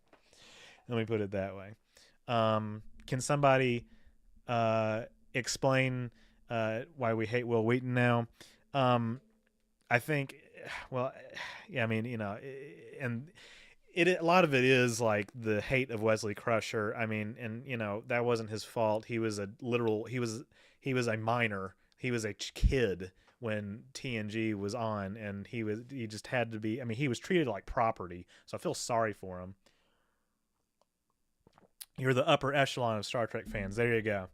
Um, yeah, no, Wesley. I think Wesley gets shit on, like, too much. Like, early TNG, like, he suffers from the same issues that a lot of the other characters suffer from, which is he's not written like a human being. Like, I'm sorry, guys. I know that, and then we're circling back to the whole, like, I like all of TNG. I like all of this and that. They're not written like humans. They're not, like, that's, the and again, I come from a film background. I literally, it's not even just that I took screenwriting courses, even though I did. It's not just that I have a degree in film that I spent $20,000 on. I'm sorry that I peaked the mic. I should not have done that. $20,000 in student loan debt for a fucking film degree. It's not just that. It's that they're not written like they speak like human beings, and I know that was kind of the point. Um, but because Roddenberry was trying to do this whole, like, yeah, Riker is human from the get go, if you know what I'm saying. Uh, um, but Roddenberry was trying to do the whole, like, I don't know why I was about to do the Trump voice, like, humanity has evolved, and no, humanity has evolved. And everything. They don't have petty grievances and workplace conflict. It's like, okay, but that's boring. It's boring to watch. Ronald, one of the best things that ever happened to TNG was when Roddenberry stepped back and they brought in, I mean, fuck Rick Berman, even though he oversaw a lot of, I mean, Rick Berman is a he's a mixed character, right? With a complicated history. If the things that a lot of female actors say about him are true, he's kind of a piece of shit that, is in like a Me Too sense. But it is he said, she said with like Terry Farrell and stuff. But like, um, uh, uh, he did oversee a lot of really good Trek. But he was like a studio lackey in a way. But one of the best things that ever happened to TNG was Ronald D. Moore coming in and being like, okay, this doesn't make sense. This doesn't make sense. What? No money? Now, the no money thing, like, he thought the no money thing was stupid. I will say the no money thing isn't completely stupid because, like, even though they obviously use money, it's the Federation credit, but like a moneyless society is like, that's basically anarcho-communism. Now, is the Federation anarcho-communist? No, but there's a legitimate political framework, and I'm not I'm not an anarchist either. But like there is a legitimate, theoretical political framework around like mutual aid and like, okay, you know, doing away with currency and everything. If I were building a sci-fi universe, would I, have like no currency? No, I would have currency because currency is not evil. Um, you know, it's like the phrase is not uh, money is the root of all evil. The phrase is the love of money is the root of all evil. But also at the same time, um, thank you for the super chats. It's my job. I have to do this, and you guys support me because you want to. I mean, yeah, he's just another one of the Will Wheaton's just another one of those who just talks about politics on Twitter all the time. It's like, stop. Even if I agree with you, stop. I'm tired of this. It's incessant. But I do, I've watched episodes of the Ready Room that he hosts, and I don't hate the dude. I think he genuinely just wants to be a good person, like a lot of people do. But anyway, um, yeah. Thank you for keeping me company, whether you realize or not. You're a super great guy, and you're funny, and you cheer me up, and I love hearing you talk about Star Trek. Thank you, Richard. Man, that's a really sweet comment. I appreciate it. Love your stuff, man. From Andre. Hey, thanks for being here. Thank you so much. Um, yeah. Do you watch the Orville at all? I do watch the Orville. I think that the first two seasons. Here's my take on the Orville. The first season, even though it had some strong storylines, like episode 3 with Bortus and Clyden's daughter, like even though it had some strong storylines like that one, it really was kind of like Family Guy in space, even though it was trying not to be. It was just really crass and everything. It's just like, is this? I know it was supposed to be a love letter to TNG, but it's like, okay, is like, are you trying to do a? I was gonna say, are you trying to do a serious sci-fi show? Clearly not. It's Seth MacFarlane. Uh, season 2 was a little bit better, but still kind of meh. Season 3 of the Orville was fucking fantastic. It still had some issues, I'm not gonna lie, but season 3 of the Orville, New Horizons, the best thing that happened to that show was that it got canceled by Fox and picked up by Hulu, because the streaming allowed them to actually like not be constrained by network time constraints with commercials and everything. You could have episodes that were 74 minutes long. Like, you actually had time to do character development. Carol and Isaac, their relationship being developed more deeply, was really fun to watch. You know, the actors got to actually do some acting, for a change. I just season 3 it blew me. They knocked it out of the park. I thought it was fantastic.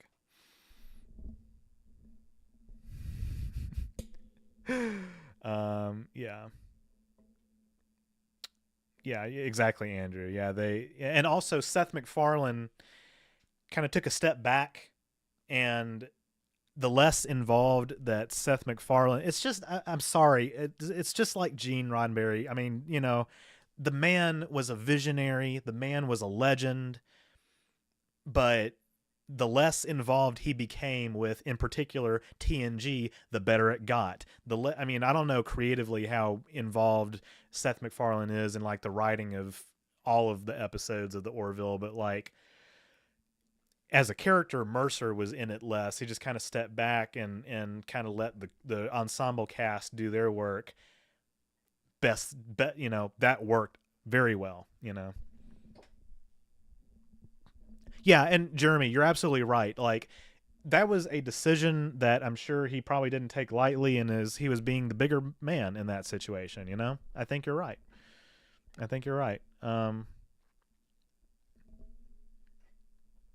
Yeah, I mean, and I guess to your point, Andrew, I think the whole Family Guy in space thing, probably, you're probably right. It probably was like, you know, he was forced to do that a little bit.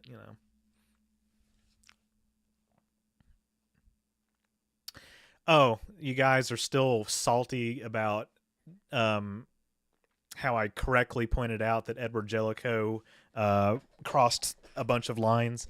Uh, Seth MacFarlane annoyed the hell out of me, still does, but I'll forever respect him, at least to an extent, because he told Fox, either you green like Cosmos or I walk. Ooh, yeah, that's right. He was involved with Cosmos. He was involved with Cosmos. Ooh, ooh. So I've got Knight Spearhead on my side. I know that RT on the other side. I know Beezle Buzzle was on the Jellicoe side. User 1990 was on the Jellicoe side. Yeah, it's okay. We can't all be right. It's fine. Uh, God, why do you guys give me money again? Andre says I'll be the neutral party. Oh wait, okay, RT, all right. Are you? I think I spoke too soon. I think I assumed that you were on the Jellicoe side. Are you on the anti-Jellicoe side? I forgot. I'm on your side with Jellicoe. The man was faking it hard. Yeah, like he gambled. He gambled so hard in those negotiations with the Cardassians for no good reason. For no good reason. Like it was reckless. It was dangerous. I'd make him disappear. There you go. I'm telling you guys. I mean, it's not just a military thing because we got vets who like him, vets who don't like him, non-vets who like him, non-vets who don't like him. Oh, how did that how did that airlock door open? Jellicoe is almost as bad as the Starfleet admirals. Yeah. Um, I mean, I don't want to have to relitigate the whole thing, but like, I got some comments from people like, I served in Vietnam and I would have shot Jellicoe in the head. Oh man, that's hilarious. And also people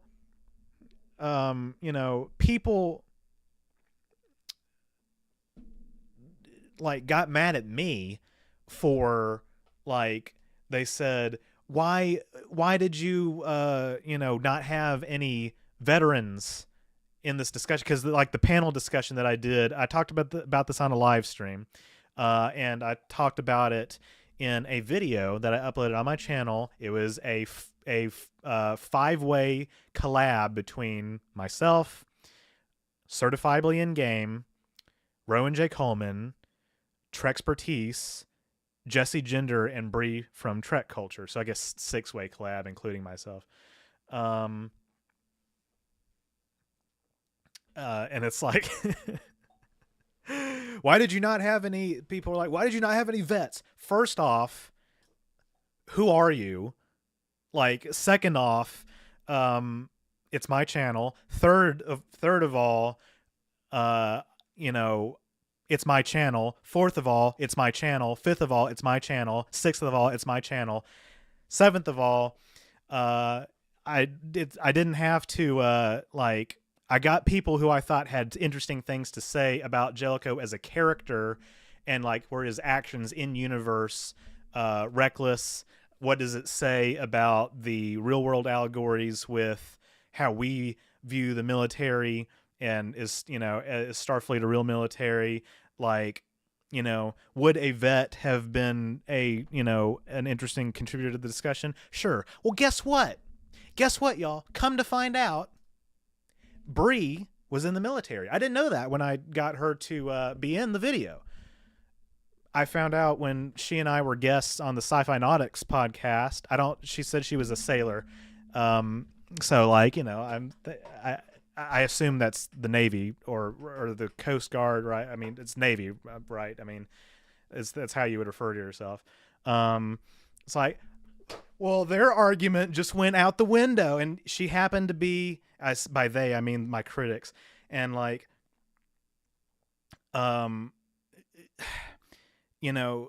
she was on the like pro Jellicoe side.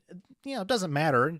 It's so was Rowan and Kyle, but and then Rick and Jesse were more on my side, and that's kind of it's more nuanced than that. It was kind of that's kind of simplifying things a little bit, but like anyway. So yeah, if she was in a sub, she'd be called a boomer. I guess she wouldn't have been in a sub. I don't know. I don't know. I could ask her, I guess. If I wanted to to do that, but if you need a vet, I got a mic. Hey, there you go, RT. Might take you up on that one day. I don't know. I'm just saying that to let you know that if I do, I don't have any plans to in the near future to do another one of those, but I'll hit you up.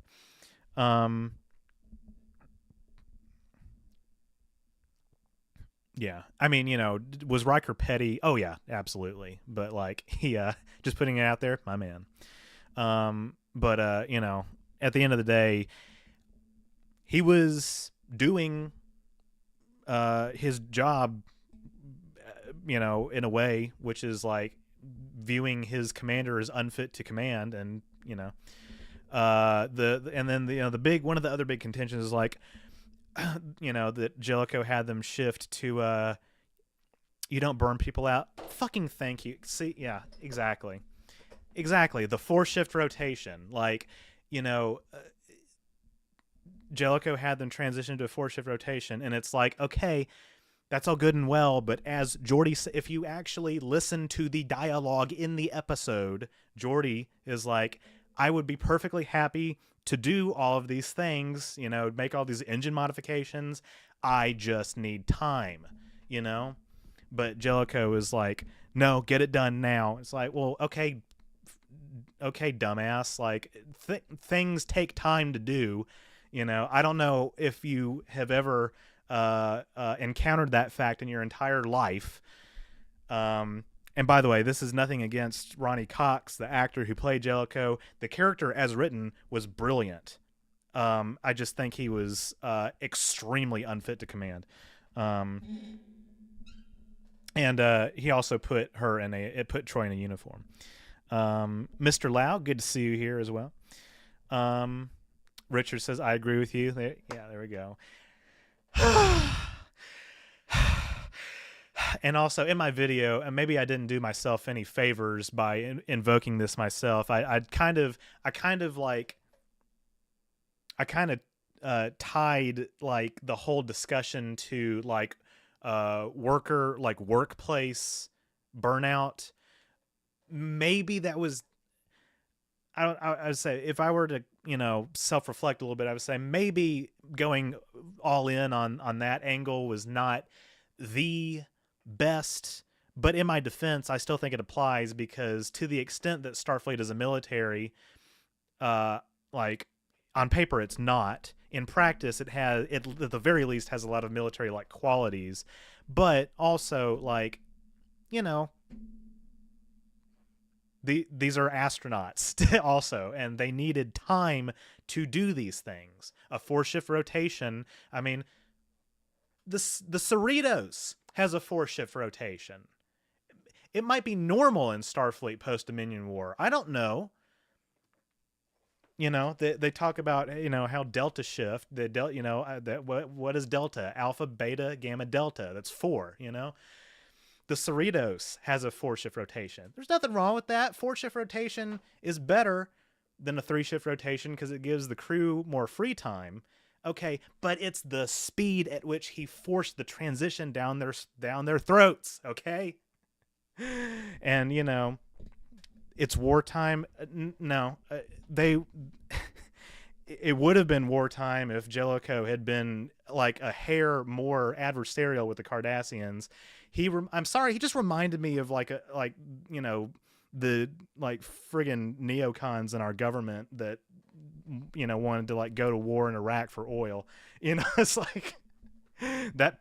That's not a completely efficient one-to-one parallel, but analogies are called analogies for a reason.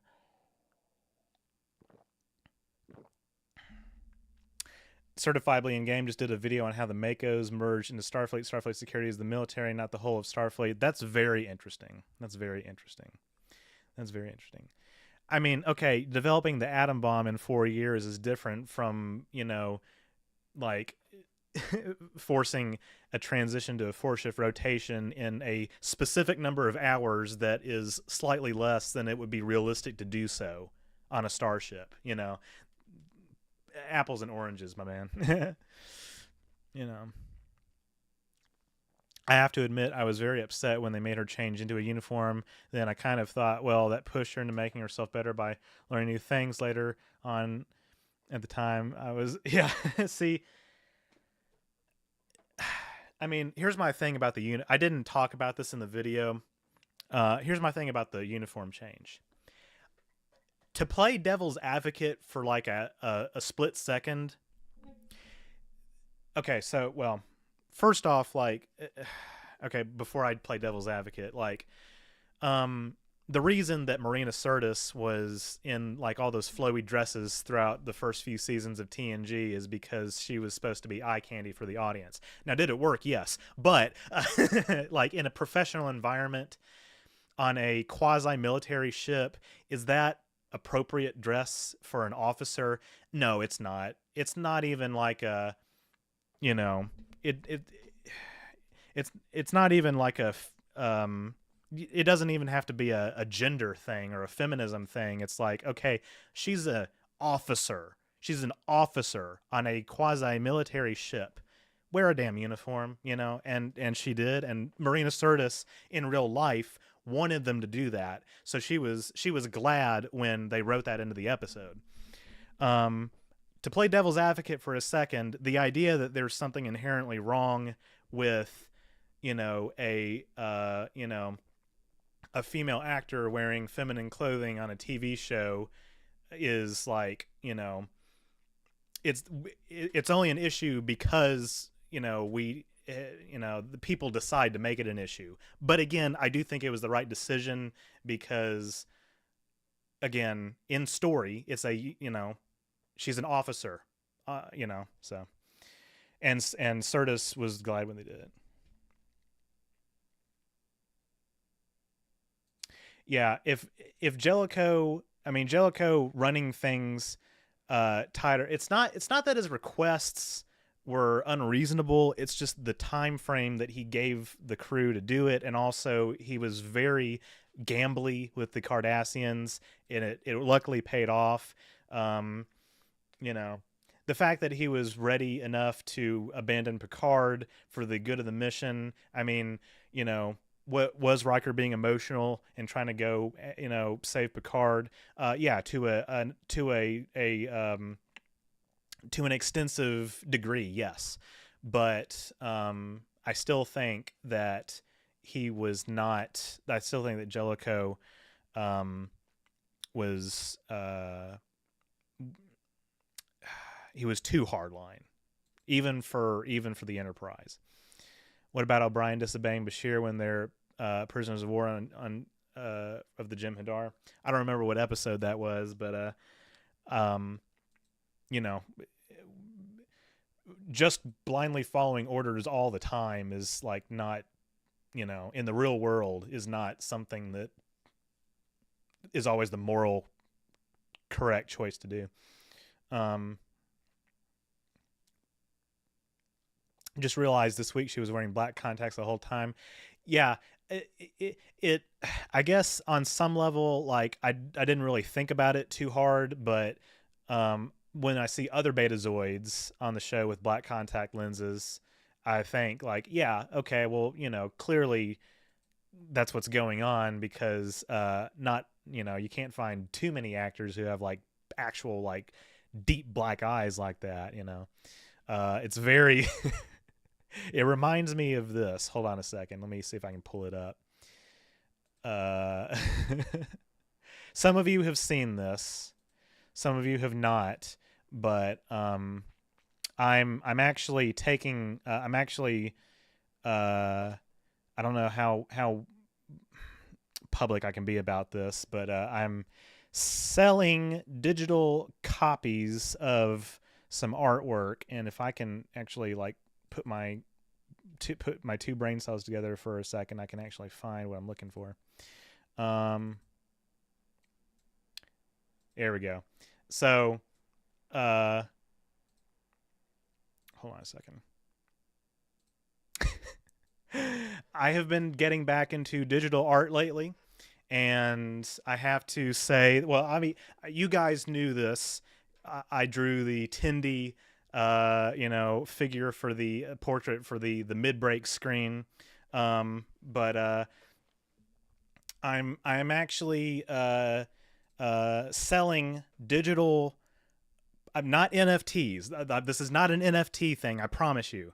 I'm selling some artwork on my Discord. I can't really do it on Patreon because there's like copyright infringement, concerns there.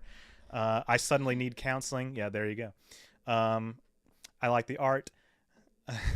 I'd feel hyper uncomfortable if I walked in for a weekly session and that's what the lady was wearing. Well, this is for the premium members, premium subscription members. Nice stuff. Thank you. Yeah, I try. This actually was commissioned by Kinsey. Deanna Troi is Kinsey's favorite Star Trek character. I think that's fair to say. And so this was a commission, but I'm also selling JPEG, or not JPEGs. I wouldn't do you guys dirty like that. I'm selling PNGs of this image and other images on my Discord. So go join the Discord, and I'm just going to tell you guys right now, it's $50 a pop. That might sound expensive, but I promise you, it's a heavily negotiated rate for digital artwork with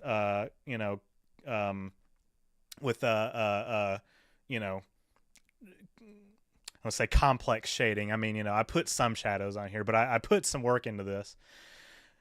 Tindy so far is not for sale, but I also have a Talin that I've completed. So if you are interested in that, come join the Discord. I'll make a public announcement on my community tab soon.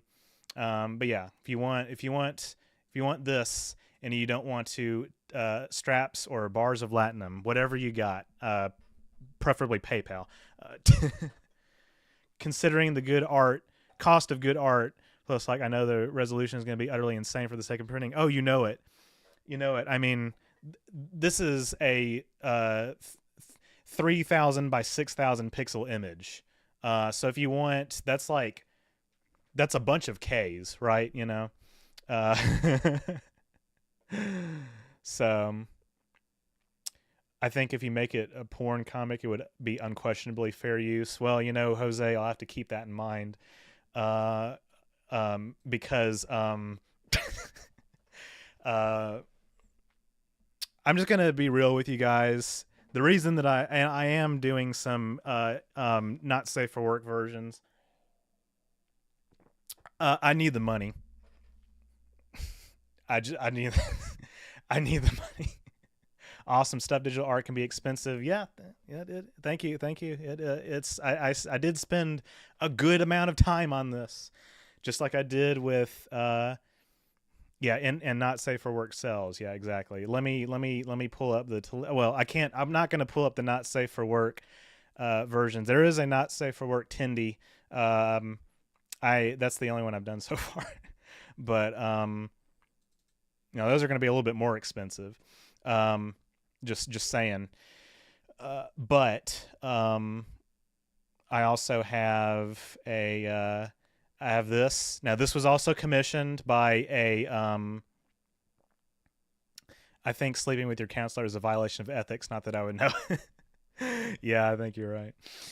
Your time is worth something. It is. Thank you, thank you. It is worth something. You're right. I mean, I say $50 a pop because, I mean, this stuff took like several days, but this was commissioned by a patron by the name of um what A407RAC, a member, and I'm putting it up for. I was gonna say putting it up for auction. No, I'm join the Discord. Go to the Discord.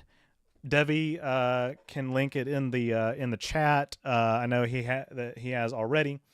Your time and skill has value. Yes, yes. We are living in 2023, and I need the money. I like your style. Influences. Star Trek Lower Decks. Well, I mean, so yeah, both of these are clearly like obviously in the Lower Deck style. It is just kind of easier to do it that way, but I think that some of you guys are aware that I did. Where is it? Hold on. I thought it was going to be in this folder. I did a. Oh no, here it is. Okay. I also did this, which is a realistic painting, digital painting in Krita. All this is in Krita. Tyler has the lobes for this. Thank you. Thank you. Yeah, not safe for work, Moopsy.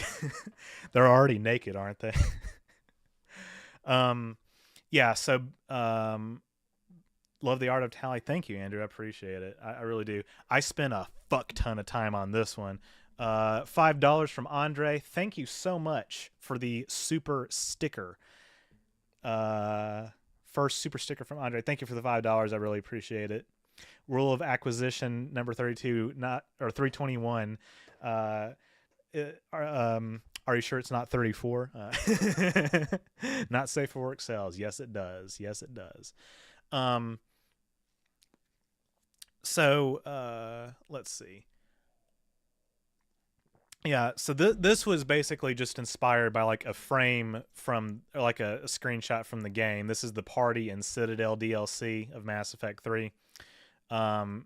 You can see, but I mean, I posted this on Twitter, and one of my friends was like, I thought this was like the 3D character model. And I was like, well, that's I mean, if you zoom in, you can see like brush strokes, obviously, but like, you know, it's I'm proud of this, you know, but I did spend a lot of time with this, so this will be looking forward to the Win Adami version.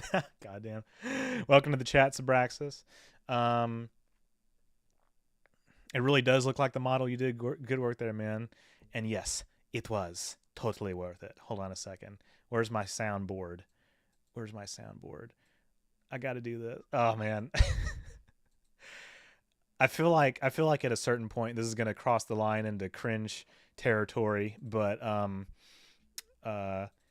for the moment I'm just having way too much fun with this. It was totally worth it. Yeah, there you go. Anyway, if you have more illustrations like the last one, show us.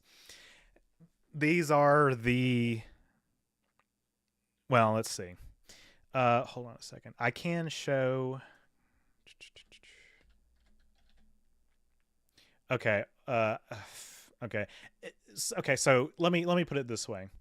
Showing nudity on YouTube is like, it's not, I mean, it's just like showing a swastika. And I'm being serious. Like, if you like showing a swastika, like, YouTube is not going to go into the pixels of like your video and like say you didn't blur this, and like, and I say swastika because I make history content sometimes, but like, or just watch history YouTubers, like, it's not, they're not going to go in the pixels of the video and say you didn't blur this. But also, I don't want to take any risks when I'm opening Krita because I have some not safe for work projects in my queue. Um, Tally's voice actor is half the reason I think she is adorable. Um, yeah, she really brought a fantastic vibe to that. I mean, and honestly, same for Tindy. Noelle Wells, like, you have to give credit where it's due. Like, no, yeah, I like to sing the praises of the writers. Lower Decks writers, I think, there's room for improvement, if I'm being perfectly honest with you. But like, the writers room is where a lot of great ideas come from, and then the actors go execute that. And you have to have a good actor to execute dialogue, whether the dialogue is good or bad. But like, Noelle Wells, like, has crafted a performance for this character. And I saw somebody make a comment as well, like, it's a miracle. It's a miracle that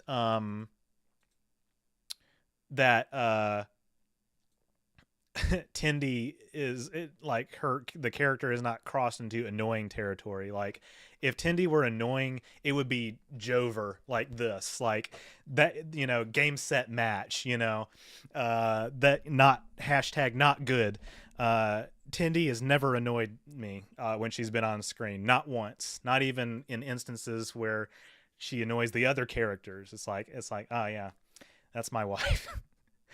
Oh man, I really hope I never run that joke into the ground. I really do. I really do. I love being married to my husband. Oh wait, hold on a second. That was man, I keep screwing up with the timing on the soundboard stuff. Yeah. I love being married to my husband. There we go. Okay, so she is endearing. She is endearing. So this is a little doodle that I made. Now the other night on what you call it, I did the patrons and members only Discord. I mean, not Discord, like stream on YouTube. I don't know why I keep wanting to say it was on Discord. It was it was on YouTube. But yeah, I basically just kind of did I had the line work for this, and so, like, originally it was I could pull up with, I mean, I hadn't painted the I hadn't painted the characters yet, although off stream I did do a little bit. But I basically spent the other night, and Night Spearhead was there. Was a nice stream. There you go. A bunch of patrons and members were there, and we just chilled and listened to music for a few hours. But I kind of filled in, like, some of the, like, the uniform areas, and this line work is not final, so this is like a sketch layer, as you can see. But I'm gonna go back over it with an actual, like, ink tool, but and then put a background in, because it's kind of bland right now, the background is. And also, I forgot to lens hairband there. But yeah, it's I just this is a random little comedic scene that I thought would be fun. And so it's stuff like this. I mean, this one, if I sell, like, I don't want to say I'm selling prints, because like, then I have to get into, like, shipping and stuff. I'm selling digital copies of the artwork, ultra high resolution PNGs of this stuff. And again, you better believe maybe I'll move into prints, because I imagine that some of you guys would like those too. But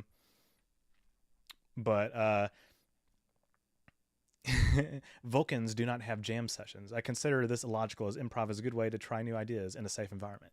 There you go.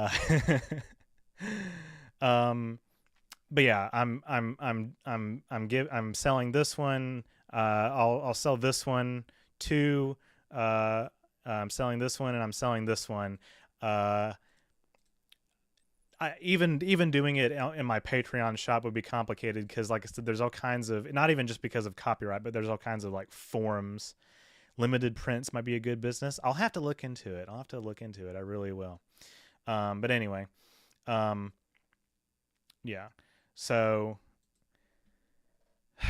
other inspirations behind my artwork. There's a few, like, well, okay, so for instance, hold on, I can pull it up. And we just got a new person who joined the Discord.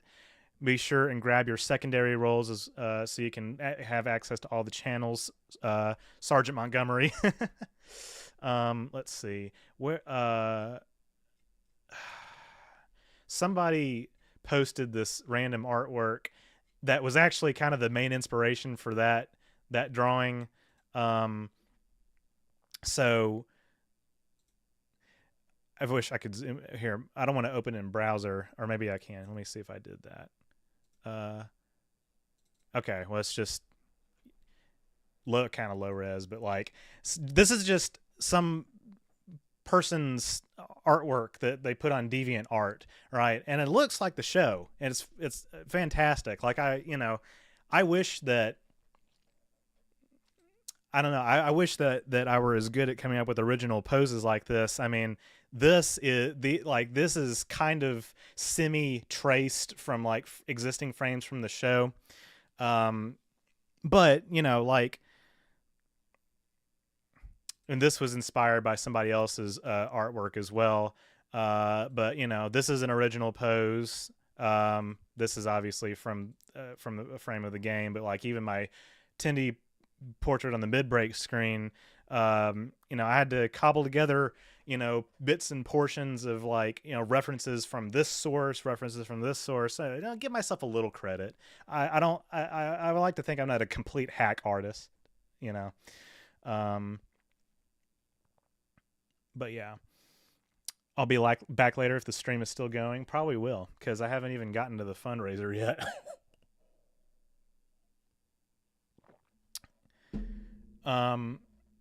Lynn being confused over Halloween just amuses me. I know, right? No, I enjoy that as well. But like, I want to. I did take art classes. Now, to be fair, like I haven't drawn like this for years. I've been out of practice for years, and I never really did like this is my first venture into digital art. Not completely, because I used to do all the maps and everything, but like for like, mapping Kirk's Trek and stuff, but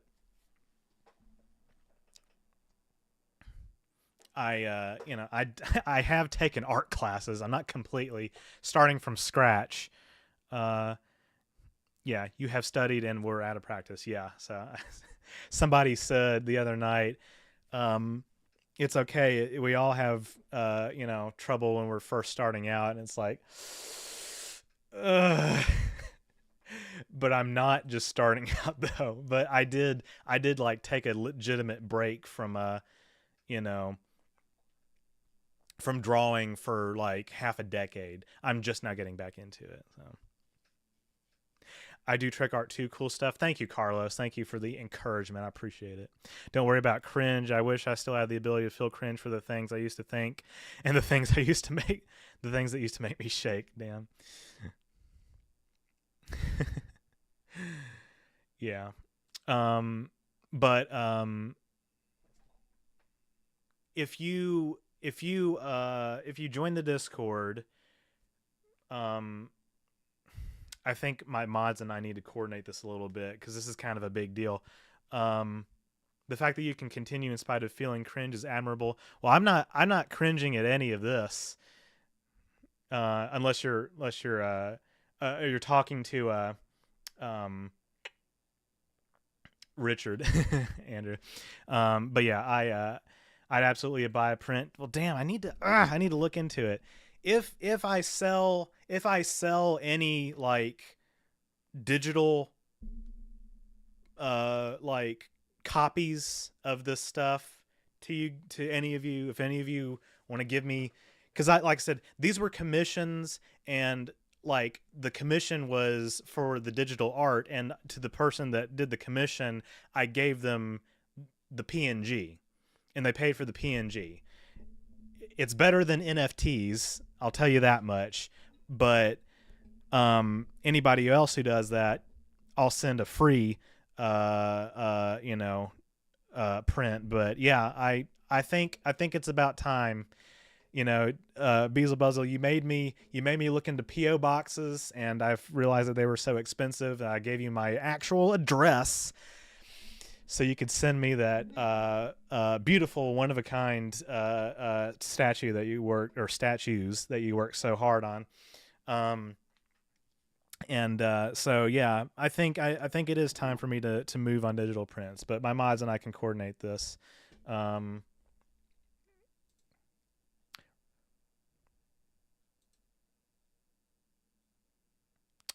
got a question in the Discord. I'll answer that later. Um, yeah, no NFTs, no AI, no AI was used to create any of these images. hmm Just enjoy expressing yourself by painting. You're not bad in any way. Thank you. I appreciate it. Making art is not about being the best or super good. It's about doing art. And yeah, I know this stuff is not the highest quality ever. Like my line work is kind of, just the same thickness all around. Um, but to be fair, like when you're mimicking the show, uh, don't blame me, blame the state of Western animation. But was that supposed to be Halloween? It could easily have been St. Nicholas night. St. Nicholas is always accompanied by an angel and a devil. It is celebrated on the 5th or 6th of December. You know what? I'm sure it was Halloween, but maybe it was.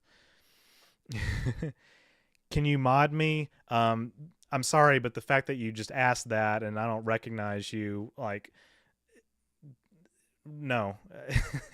You can ask a question if you want to, like, if you want to post a link or something. I guess that's why you're asking. But like, um, can you make me a mod? No, who are you? I'm sorry, I'm not trying to be a dick, but like, who are you? Um, yeah, this is yeah. This is, uh, but yeah, I'll look into prints. I'll look into prints. I'll look into prints. Um, yeah, but yeah, I mean, the tally painting I think is probably like a better representation of like my actual talents. See, here's the thing, I can, that kind of stuff is where I can say like, yeah, I took art classes, and it looks like I did. I think we need to quit. I think we need to quit like pretending that it's a bad thing to be proud of your accomplishments. I'm really proud of my accomplishments. You know, uh, but hopefully it shows my range. And yeah, the trace drawings aside, I mean, I still think that my trace drawings are pretty impressive. Jean Claude, good to see you here. Welcome, Mike Meyer. um, be your own best advocate. It's all good. Yeah, I mean, and we need to quit. I used to do a lot of self-deprecating when I went through like a depressive episode a few years ago, and like that's not healthy. uh, am I still depressed a little bit? Sure, but at this point, who isn't? Um, um, yeah, but I wish I had that sound effect in my folder. Yeah. Too many haters out there. Be proud of what you've done. This is going out to everyone. You're absolutely right, Danny. But yeah, I'll look into Prince, because man, you guys are supporting your boy, and I appreciate it. I almost feel bad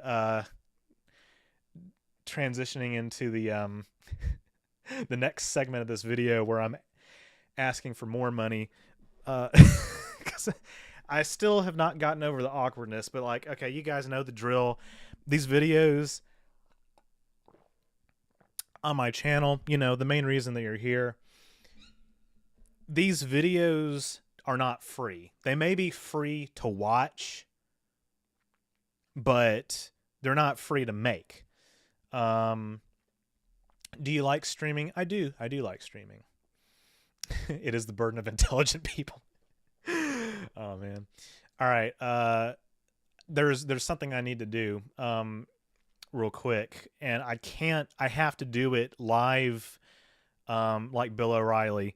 We're doing it live. Fuck it. Where is it? Okay, so we did the Tribbles fundraiser, so I'm going to take this off. This is old information. I think you guys are going to be super, super, super stoked. All of the people who are here are going to be super stoked. Well, not all of you, but hopefully enough of you are super stoked about what the next video is going to be. Okay, not the next video that's coming out. Tribbles is coming out soon. I'm in talks with a sponsor. I might do a sponsor for that, but I might not. But I hopefully have a sponsor lined up for one of my next few videos. But one of my big releases at the end of the year.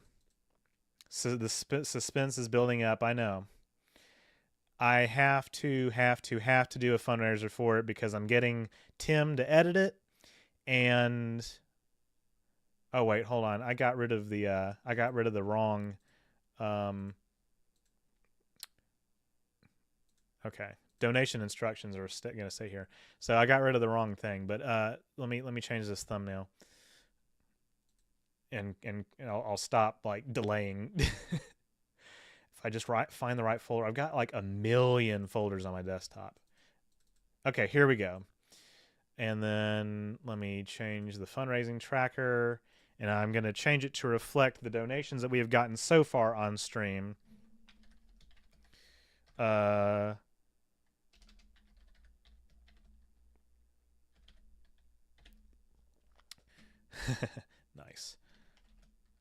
So we're more than halfway to the somewhat arbitrary goal.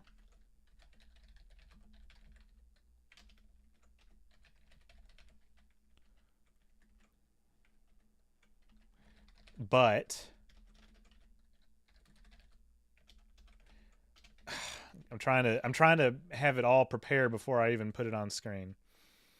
I can't so all caps to encourage people to donate to Tyler. Okay, let me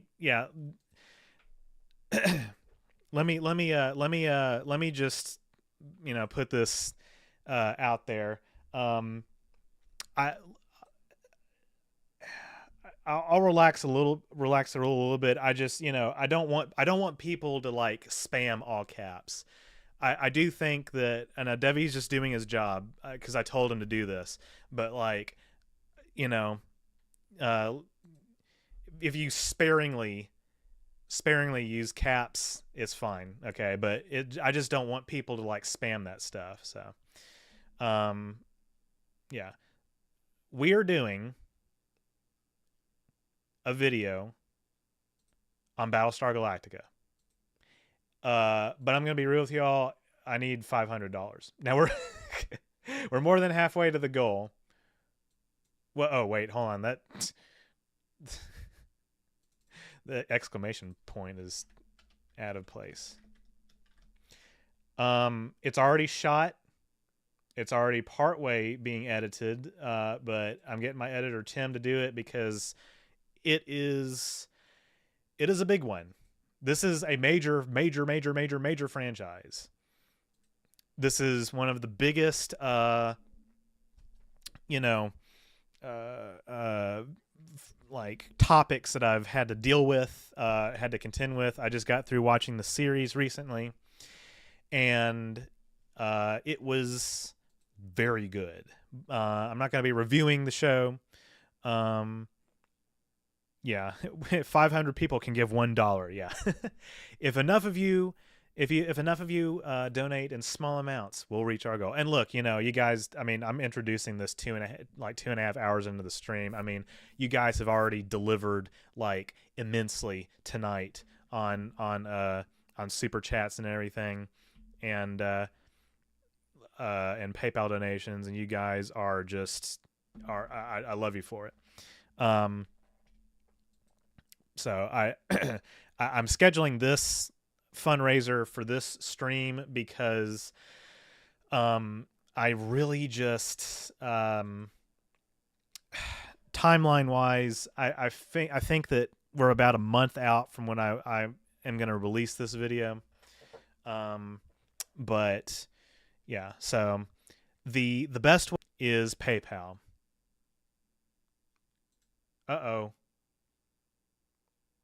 No, the deep state. The deep state's cutting me off. Hold on. Uh-oh. My stream froze for a second. We got $30 from Danny Cox. Thank you so much. And by the way, since that is a PayPal donation, it is going to count more. Did you catch my deep state comment?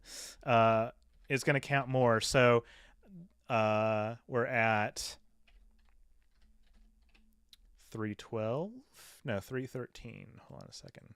With my math and the way that I'm doing it. So because YouTube super chats take a little, like, I call it the Google tax. We got $2 from user 1990. We look for things. Thank you so much. Appreciate it. Big time. And yeah, by the way, in the Tribbles video, I do talk about the Klingon jihad against them, to use, for lack of a better term.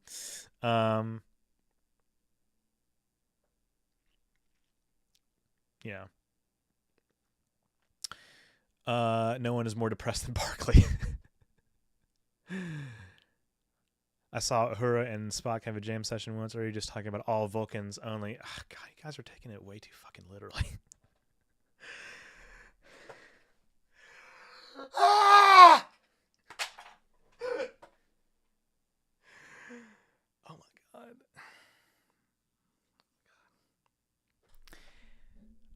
Actually, Spock is half human. I'm not making fun of you, Richard. It's like it's a joke. It's a meme. Okay, we got $5 from Jean-Claude. Thank you so much. I appreciate it. And we got another $2 from Stephen Shoot. It all counts. It all counts. And let me add that to the fundraising tracker. So that's gonna be. I'm applying my. Like I said, YouTube takes 30% of super chats, and for that reason, I am adding in or doing a multiplier on my PayPal donations. Also, new Patreon signups, new member signups. Jeffrey says, I busted him up.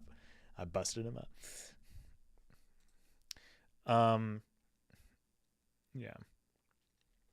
I had original TOS Tribble prop. It disappeared at some point, came across it, and my sister's house asked for it back, but she won't even bother to look. Oh my God. I actually have a Tribble prop. I've had one for years.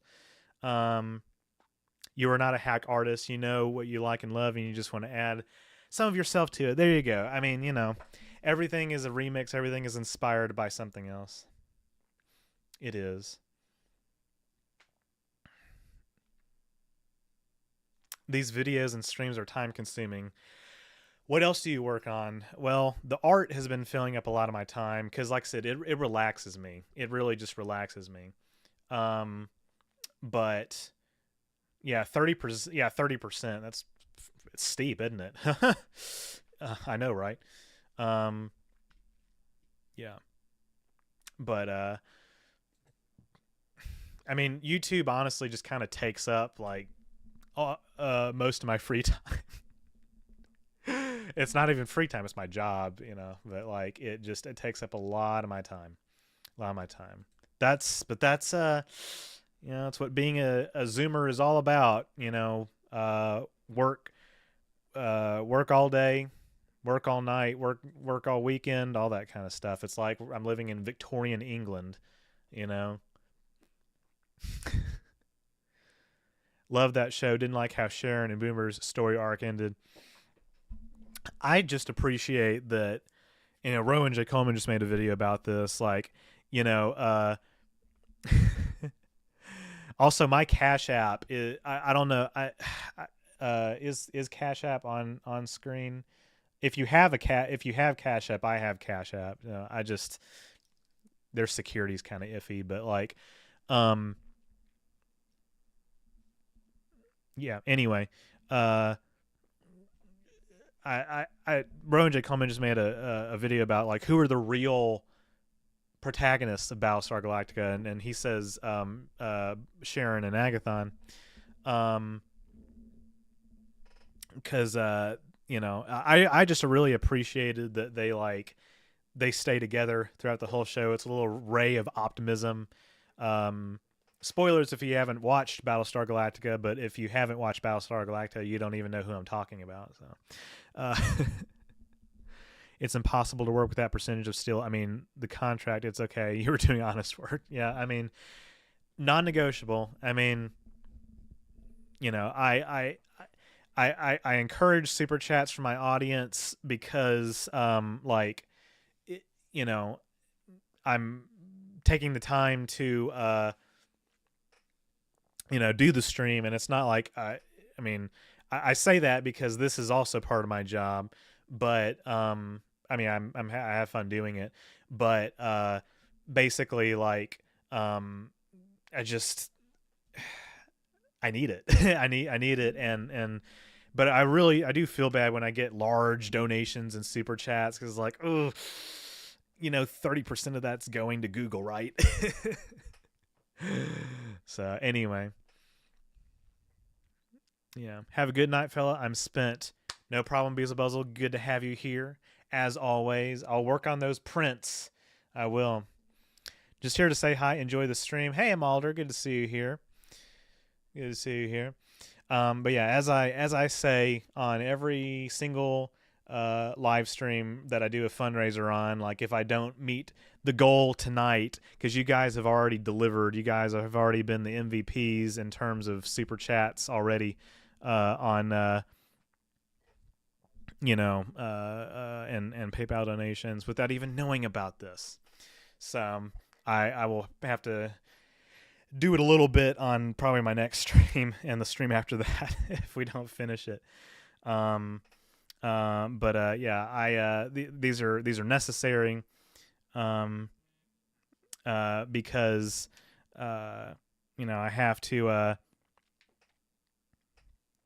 pay my editor. We got another $5 from Andre.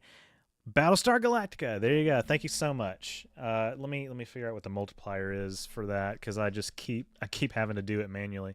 Okay. Yeah, we're getting closer and closer to the donation goal.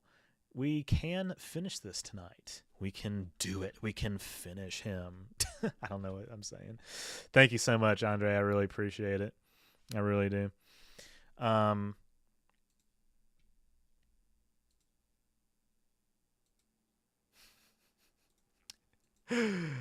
Yeah, you're a relatable guy. Well, thank you. Springtime, good to see you here. One of my OG members, in fact, my first member, have a movie for you. Wrong is Right from 1982. It's very weird. It could have been made in 2022. Interesting. I'll have to look into that, because there's a lot of movies that I really have not gotten to yet, and it's kind of sad. I need to I need to step up my game a little bit. When it comes to that kind of stuff, because you would think that, like, in a, coming from the film background, that I would do more. I would have seen more shit, right? I mean, I've seen what I've seen, and also, take into account, like, I've only been on this earth for 25 years, so I've only had time to watch, only so much stuff, right? So, but yeah, I unfortunately have not bagged a sponsor for this video yet, but maybe that'll happen. When you have a busy life, it gets harder to sit and dedicate time to finishing a whole movie. Yeah. And especially, I mean, yeah, I have seen The Matrix. I made a video about it. Nobody friggin' watched it. Sponsored by Jeremy B. You know what? You you've earned those bragging rights, my friend. Yeah, I was born in 98. I literally just streamed. I know not all of you saw it, but I literally just streamed from, like, playing Metroid Zero Mission for my 25th birthday back in June. Fleet Admiral, yeah. There you go. Let's see. $5 from Richard. Thank you so much. I appreciate it. Fundraising tracker. $3.39. And I'm going to check something real quick. Yeah, Jeremy personally sponsored the cloaks. Well, actually, no. I had another sponsor for cloaks too.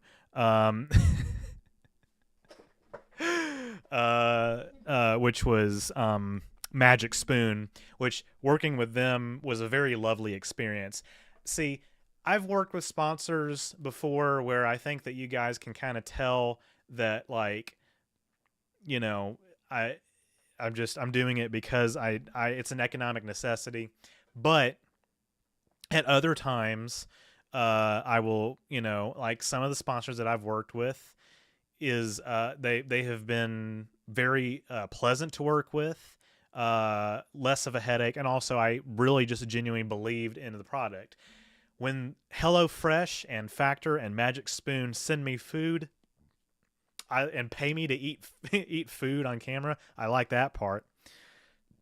Springtime says, basically CIA and Trump like ex-POTUS runs for POTUS again, and news, entertainment, nuclear suitcase bombs. Oh my God.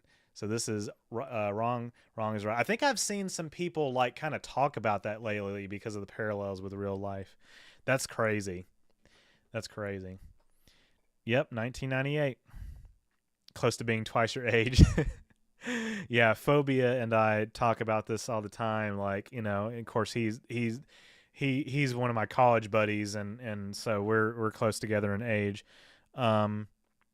But we talk about, like, our audiences are very different demographically. Like, my audience is majority Gen X, or plurality Gen X, and obviously there's some people in the millennial bracket or whatever, but, like, no teens, very few anyway. Whereas his audience is, like, skews much younger because he covers video game content. So, is it worth it to watch OG Battlestar Galactica first, or should I just start with a newer series? Let me add your $6 to the fundraising tracker. I'm glad you asked that. Now, other people might have a different opinion on this. The new series is a complete and utter reboot. The only relation that it has to the OG series is some of the character names, the title of the show, the fact that they're looking for Earth. Like, that's, the time frame is different. It's don't watch the original. Don't watch the original. It's not good. You're wasting your time. I do reference it a little bit in this video, but this video is mainly about, as you can see, obviously, it is about the new one primarily. Yeah, Moore and Ronald D. Moore is another reason. Like, he was part of TNG. All right, he was on the and DS9 Voyager writing staff, and he went on to do Battlestar Galactica, reimagine Battlestar Galactica, and it was very good, very very good. You will enjoy Trek more and more every decade you age. I think so. Yeah. I mean, I like. I mean, '90s Trek is my preference, to be honest. Yeah. Your Magic Spoon adverts were cute. Thanks, Jeremy. I worked hard on that because they paid me a good amount, and I actually believed in the product. Hello Fresh factor. I mean, you know, at the end of the day, I'm still selling you a product. But like, I really do think that, like, I mean, they were fun to work with because, like, it's something that's useful to me. I'm not gonna pretend like, Star Trek Fleet Command. I just really believe in the integrity of the game. You know, yeah.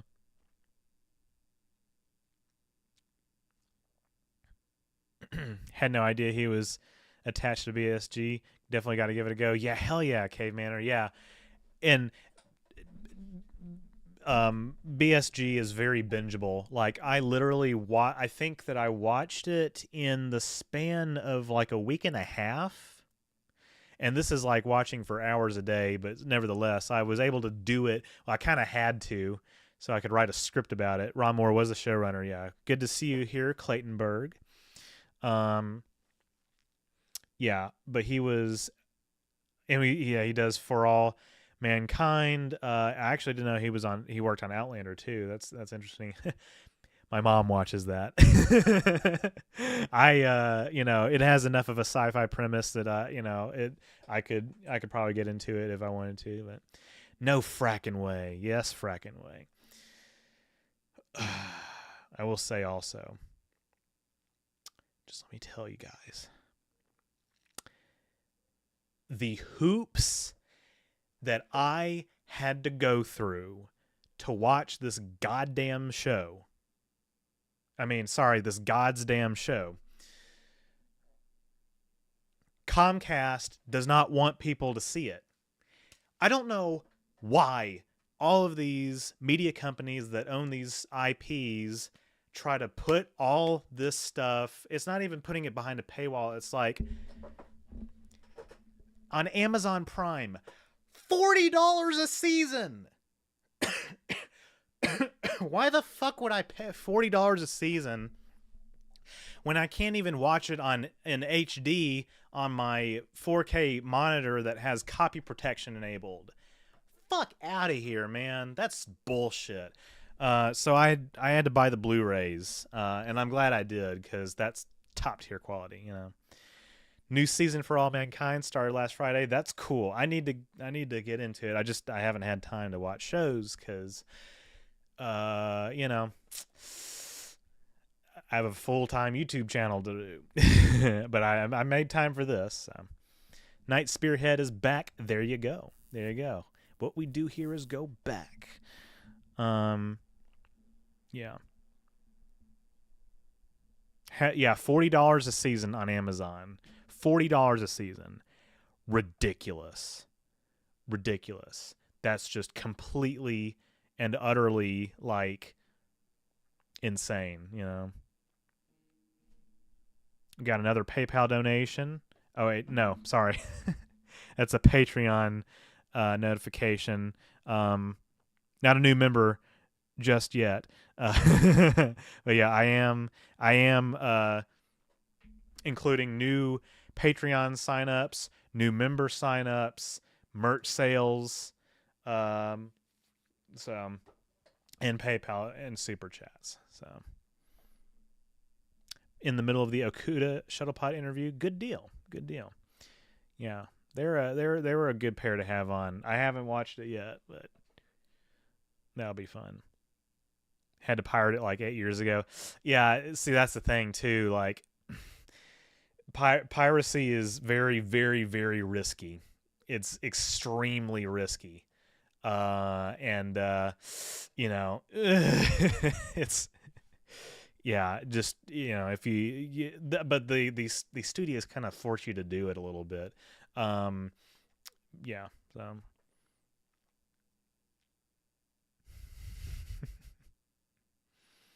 Yeah, I would say be very careful. But yeah, they make you do it. Question regarding the art. Will you be taking requests for the drawings or just whatever you feel like? Okay. This is the big question. I was waiting for somebody to ask this because like I've been trying to figure out how I want to broach this topic publicly speaking. I can lend my NordVPN and give you the links for freeness. I've got all the episodes, but I appreciate it. I might have to take you up on another show in the future though, Beepoo.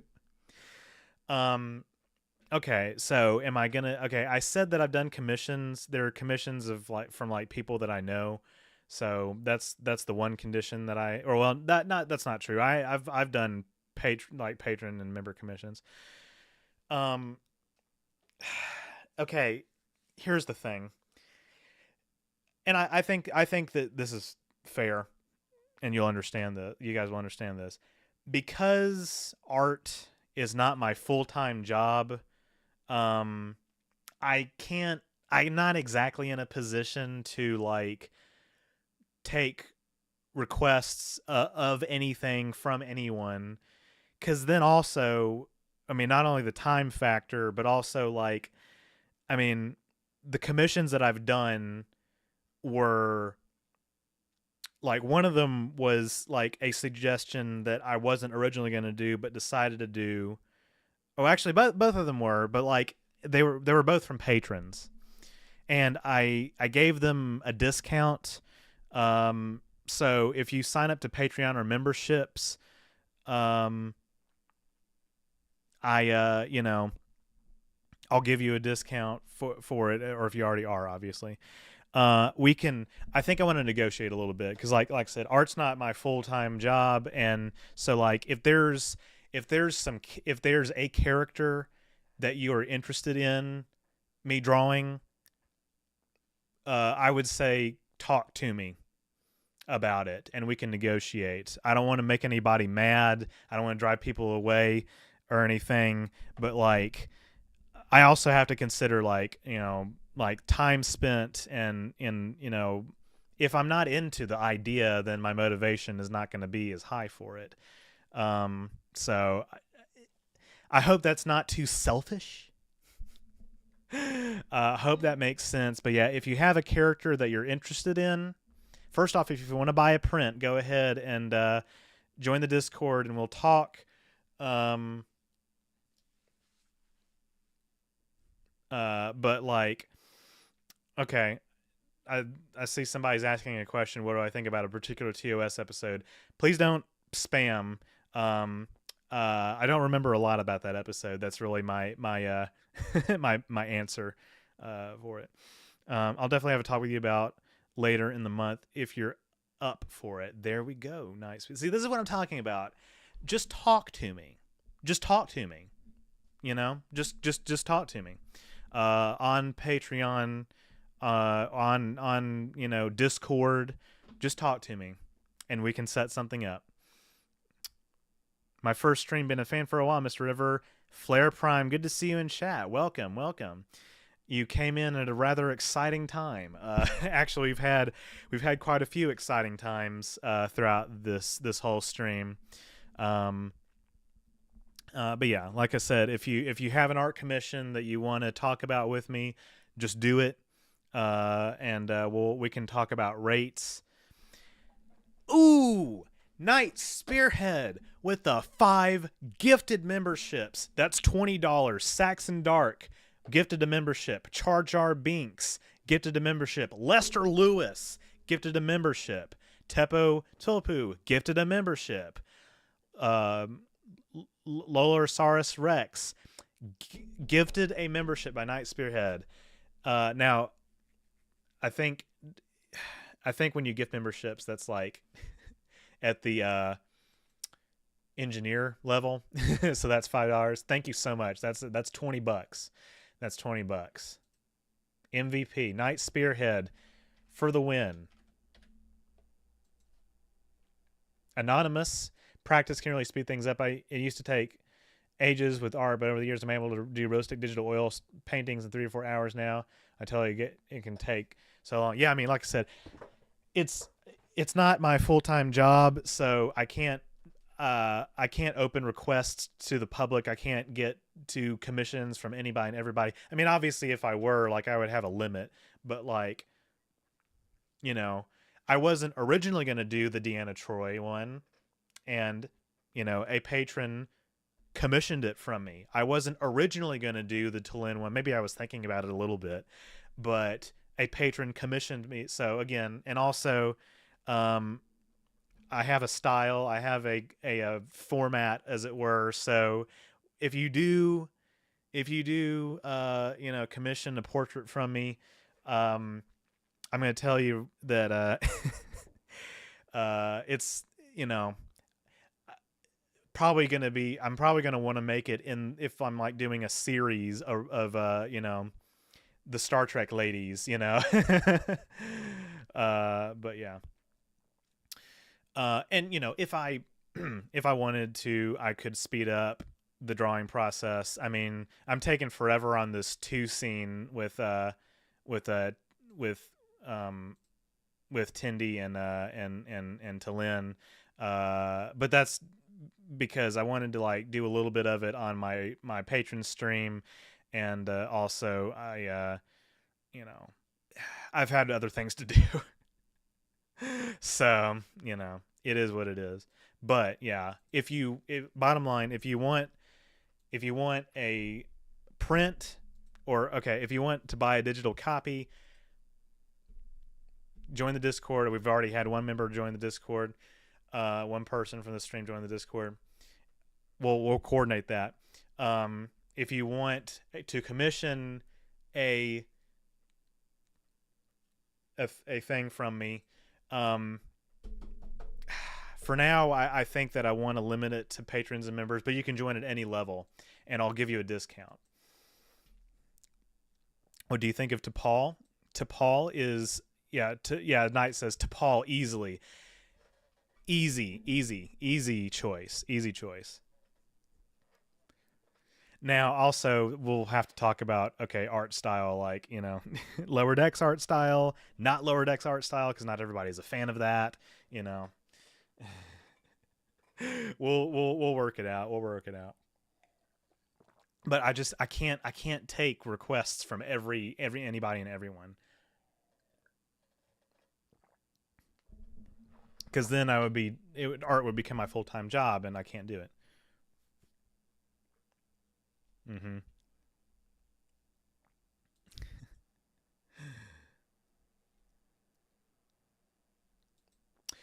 Yeah, T'Pring in Strange New Worlds has been really I've liked that performance as well. But I also, Chaplin Spock, even though we know eventually, it doesn't last or anything, it's their chemistry is interesting to see.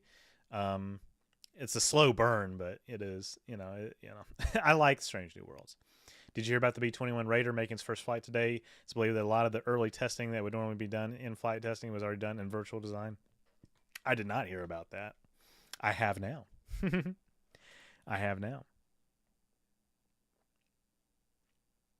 Favorite female character in Star Trek? Well, I have 2 answers to that. Oh my God, we got a $100 donation from Cynthia Akins, and I think that might have finished off the fundraiser. Thank you, Cindy. Cindy just comes through so often with these. Oh, okay, we're almost there. Thank you, Cindy, so much. I really appreciate it. You guys, I think, are not going to be disappointed with this BSG video. We're at $4.98. You guys are not going to be disappointed with it. I need to thank you guys personally, and Danny Cox just pledged $5 on Patreon, and as I said, that is a so now we're at 503. Thank you, Danny. If, like I said, you now have the right to request a portrait. You now have the right to request a portrait. But I mean, again, it's going to be a negotiation, as we've been discussing. Slow burn with short seasons. I'm talking about that arc over the course of the show. Like, we've gotten 20 episodes so far. I prefer the short seasons. We can talk about that real quick. Jess Bush is killing it. She is killing it. We made it. So guys, we did it. So guys, we did it. Thank you for the pledge. I really, really appreciate it.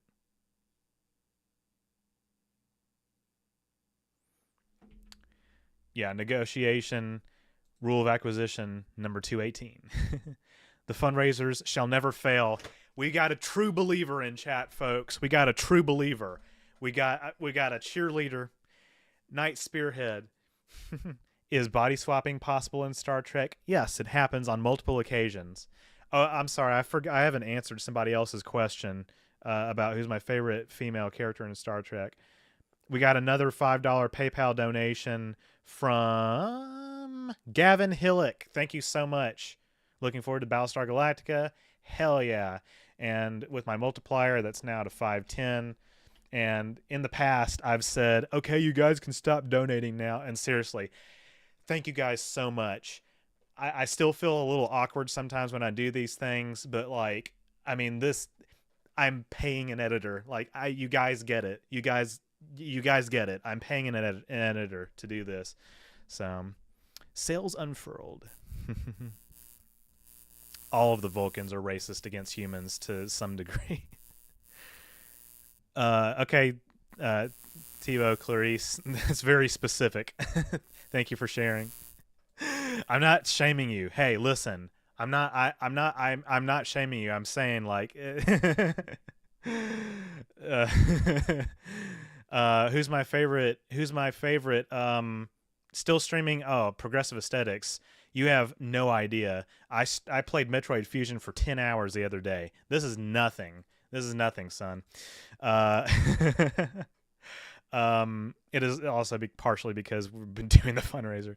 Who is my favorite female Star Trek character? I have two answers to that.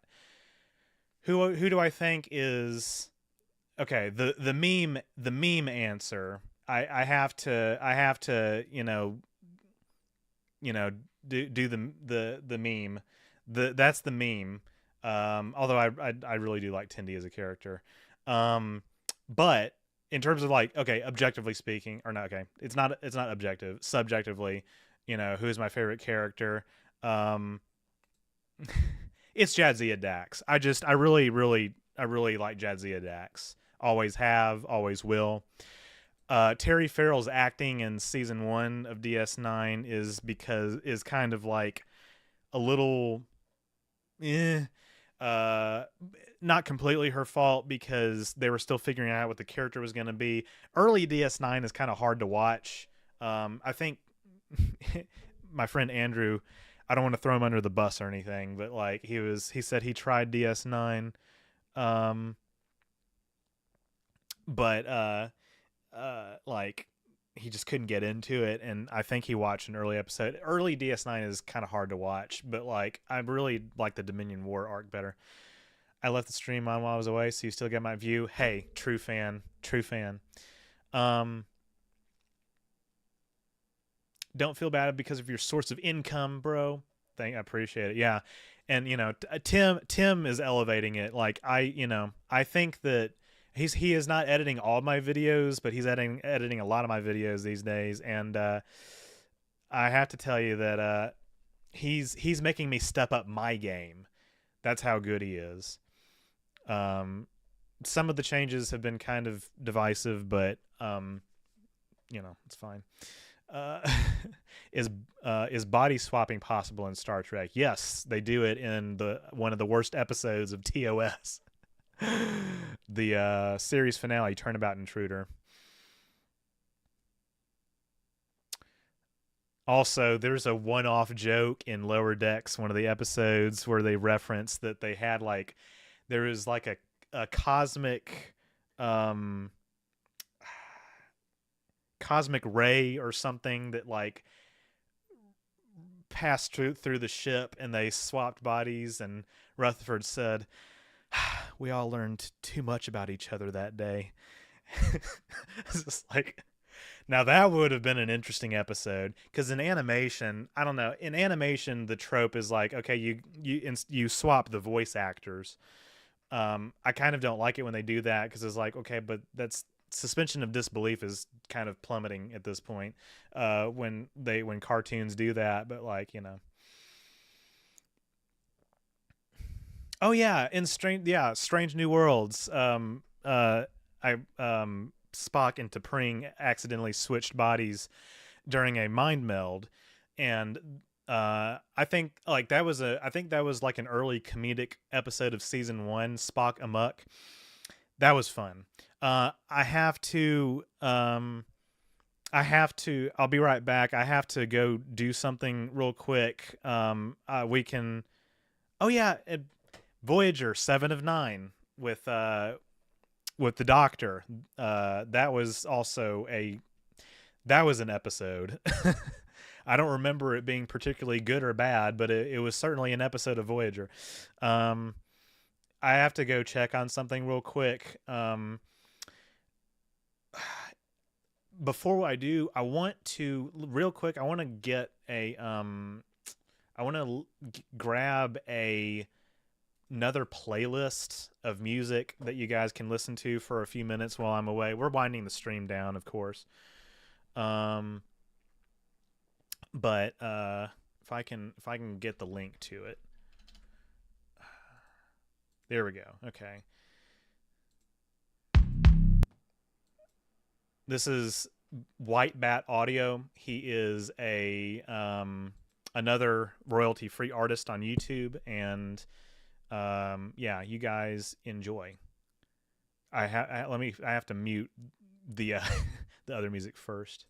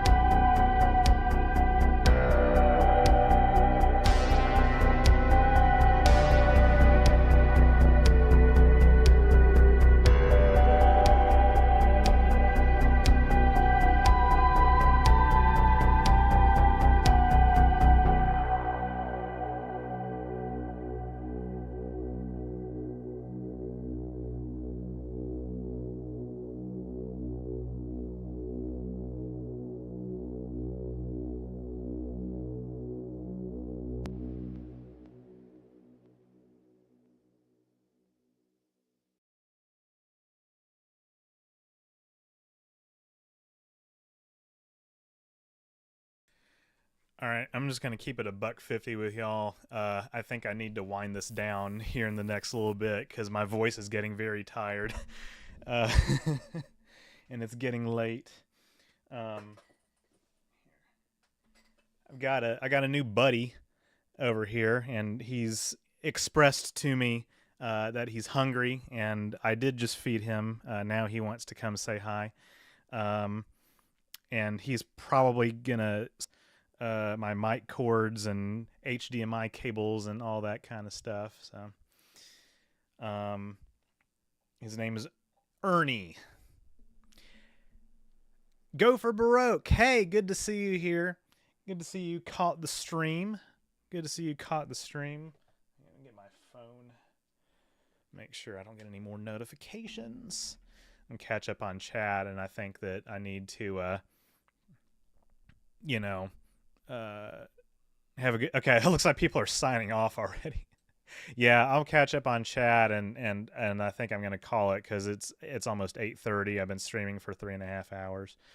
But yeah, good. Thank you all for being here.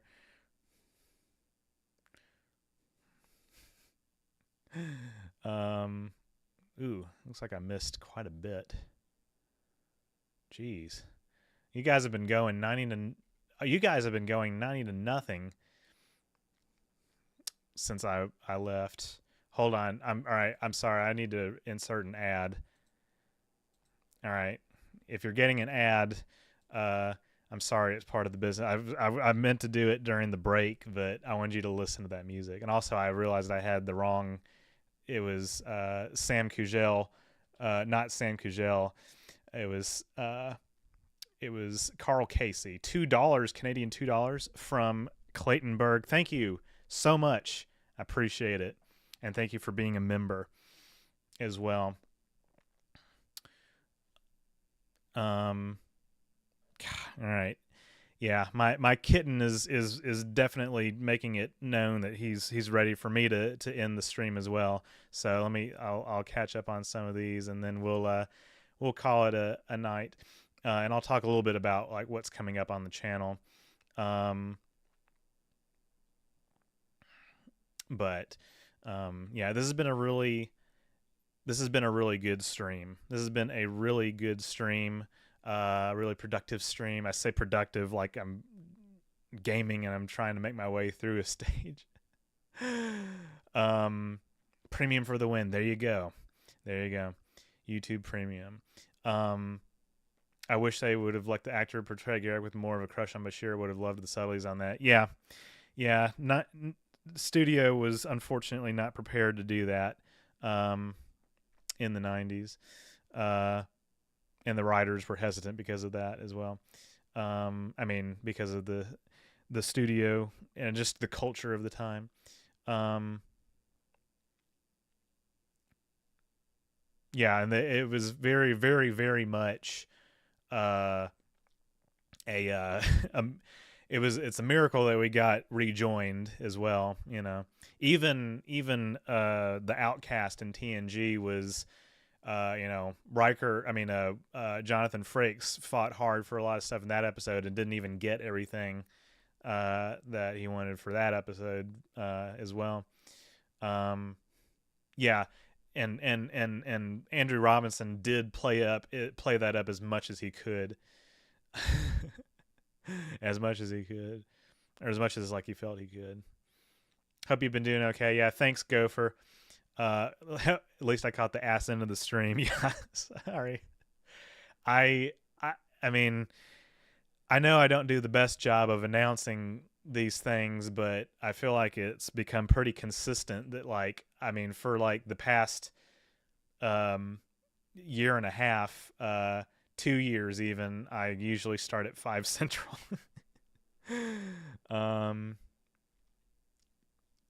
Yeah.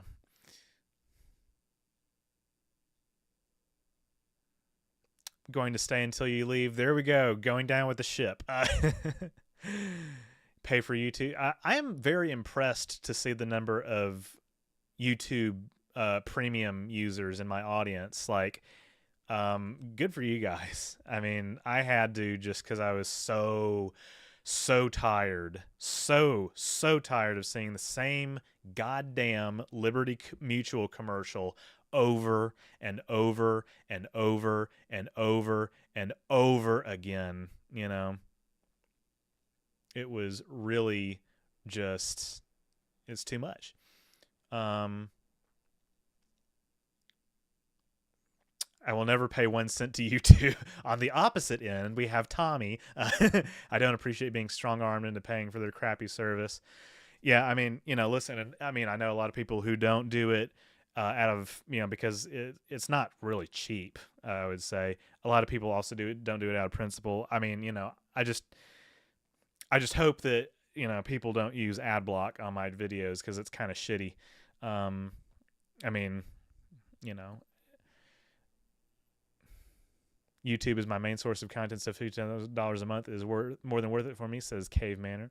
Yeah, I mean, I use the features. That's what I can say, and I can more or less afford it. Yeah, Gopher says, I find it interesting that there are so many tragic character stories in Strange New Worlds, Pike, Spock, Uhura, Mbenga, Chapel, etc. Yeah, I think that it's interesting that they're doing that they're adding a lot. I don't know that they all needed tragic backstories. I feel like that's kind of cliche these days, but uh, you know, some of them, like because Discovery has introduced the Klingon War into canon, which, by the way, you know, it's not the first time that Starfleet has fought another, alien race. So that's not something that just completely out of line that Discovery did, even though the story in season 1 of Discovery just was not as interesting to me. Stop biting. Quit. For those of you who just joined, I'm talking to a cat, not something else, somebody else. In case your mind was going there. uh, oh man, I just walked into that one. Jesus Christ.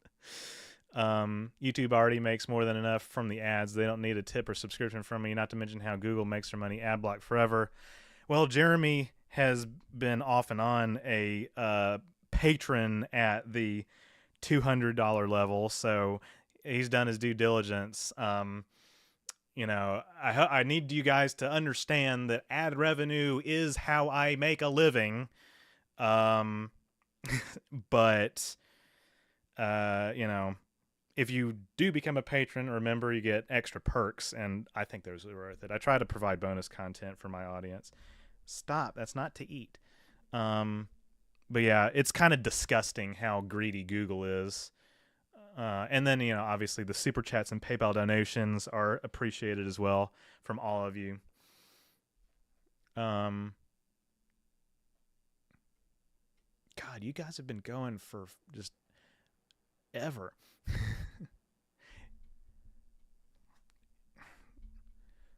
I'm not ashamed of myself. I'm not. What are you talking about? Did you watch the new Marvel movie? I checked out of Marvel in 2019. Exactly why I got it. There you go. Perfect. Yeah. I don't watch TV. I watch YouTube. Can't deal with the ads. If I watch hours of content daily, it looks like it is very much, a an either or situation for a lot of people, which I completely understand. You might be one of the people using AdBlock. And, listen, I mean, sometimes I kind of go about my day using AdBlock on certain sites, including, like, I try to turn it off on YouTube, but sometimes I'm on a different device in a different browser and AdBlock is still enabled, and I feel bad. But then, if I'm watching like a multi-million sub channel, it's like, oh, well, oh no, they lost out on 2 cents from my view. It's like, I understand both sides. But the ads were just getting obnoxious.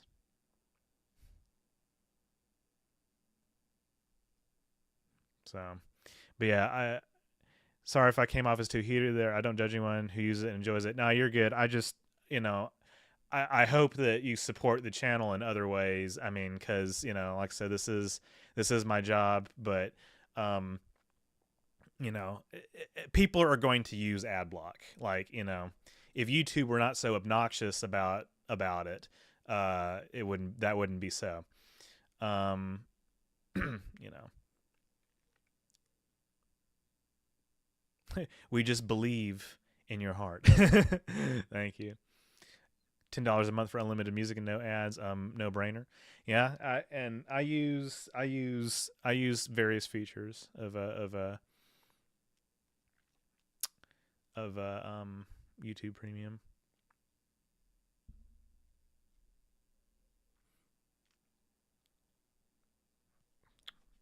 What are you doing? I like that Strange New Worlds is more or less setting the ground for characters we knew but didn't really know. I'm watching and like that makes sense. I like it. I'll take it. Yeah, no, you're right, Debbie. I agree with that. And having the tragic backstories for people like Chapel and Mbenga of all people is interesting because like I said, the TOS aired in the 60s in the not the immediate post World War II period, but on a broad scale, the immediate post World War II period. Like, it was still a big deal to have a Japanese American character on the show. Also because people were just racist back then and still are to a degree. If you live in the United States, you see it on a daily basis, but and also just any other part of the world. But anyway, just it was a big deal, but the 60s was a time of optimism. Mr. Lau says, "I'm Chinese." Sad face. God. Oh man, man, what are we doing here? Yeah, but yeah, Mbega and Chapel and people like that having tragic backstories. Like, TOS was an optimistic show set in the post World War II period, and Strange New Worlds is the prequel that takes place in like the immediate period after the Klingon War in Discovery. And so, we're seeing it's parallels to real life, which I think is very interesting. Just like like Star Trek has always done. Yeah. Oh, stop biting! Quit. He's doing better than he usually is. I think maybe my voice is calming him down a little bit. I don't know.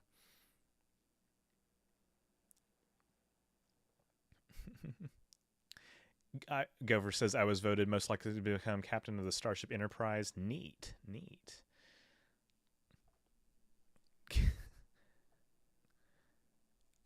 Stop biting. God, he's just going insane. Yeah, sorry. Just in time for the end of the stream. Uh, going down with the ship too, even though I'm not the captain of it. Yeah, we're all going down with the ship. Yeah, it's not just the ads; it's the amount of ads, and yeah, I agree. Go feed your catto. I did. See, he's not eating the same kitten food that we've been giving him, and that's kind of a problem. He's only like, he can't be more than like 2.5 months old at this point. But yeah, anyway, show us your biter. Here he is. And he's even doing it right now. He's doing it right now. Oh man. To be young. What a beast. What a beast indeed. Before we go, when you get ice cream so good, gang. You're welcome. I can't do the whole thing. Here, hold on. No, I need to pull this up. What Kinsey has a okay, this is a short. Stop it. Stop biting. I don't want to. Stop biting me.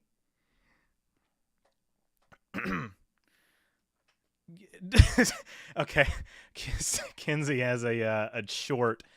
I need to play this because this is just absolute and utter gold. This he came out the top of his head. Hold on a second.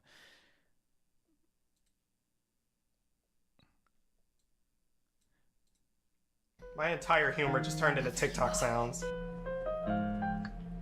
Gang gang, gang gang, ice cream so good, gang gang, Gundam Battle Operation 2 so good, gang gang, gang gang, I love Gundam. Oh, thank you for the ice cream, gang gang, thank you for the comment telling me to play Gundam, gang gang. Ooh, feeling like a cowgirl, let me write it, slay huh, ooh, feeling like a mobile suit, let me write it, feeling like a new type, let me get in the mobile suit, yeah slay huh. Gang gang, gang gang.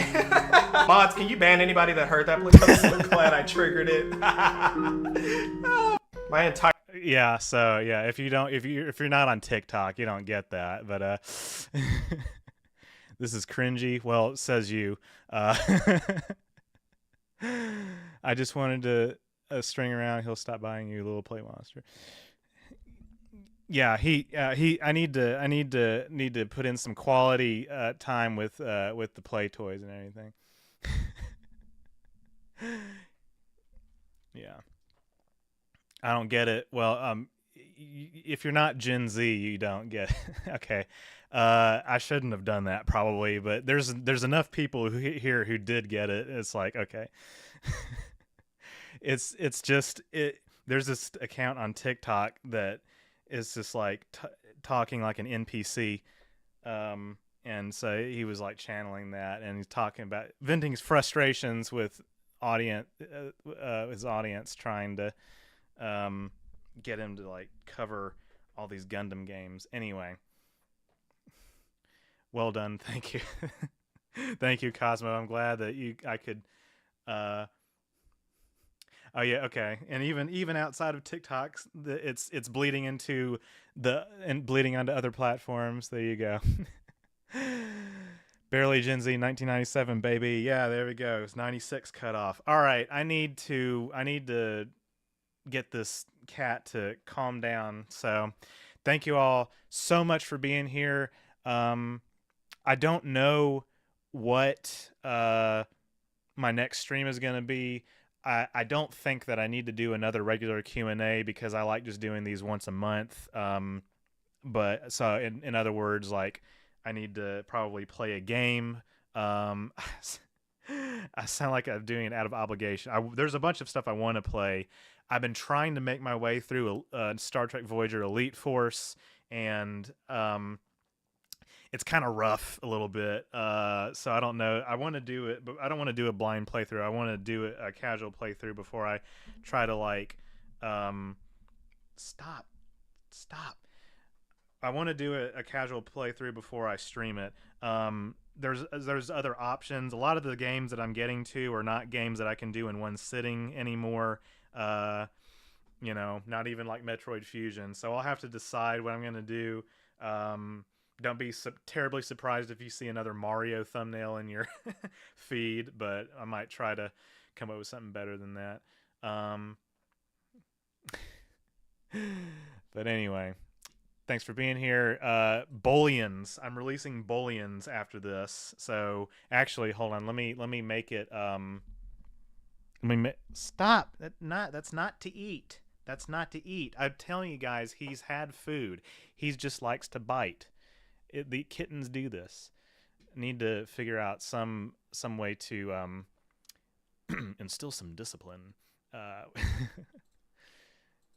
without going too hard. Hold on a second. All right. Booleans is now public. Let me link this in the chat. Bite him back. I'm afraid it don't work like that. He's been so good for a few hours, and yeah, I've been streaming. I've been streaming for long enough that I think it's time to go. But hold on, let me see. I need a free hand for like 2 minutes, 2 seconds even.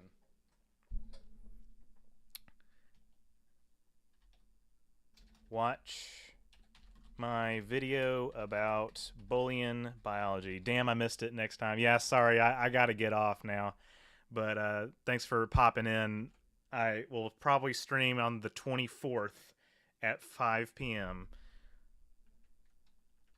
So, oh no, God, he's on my shirt. Okay, it's in the chat.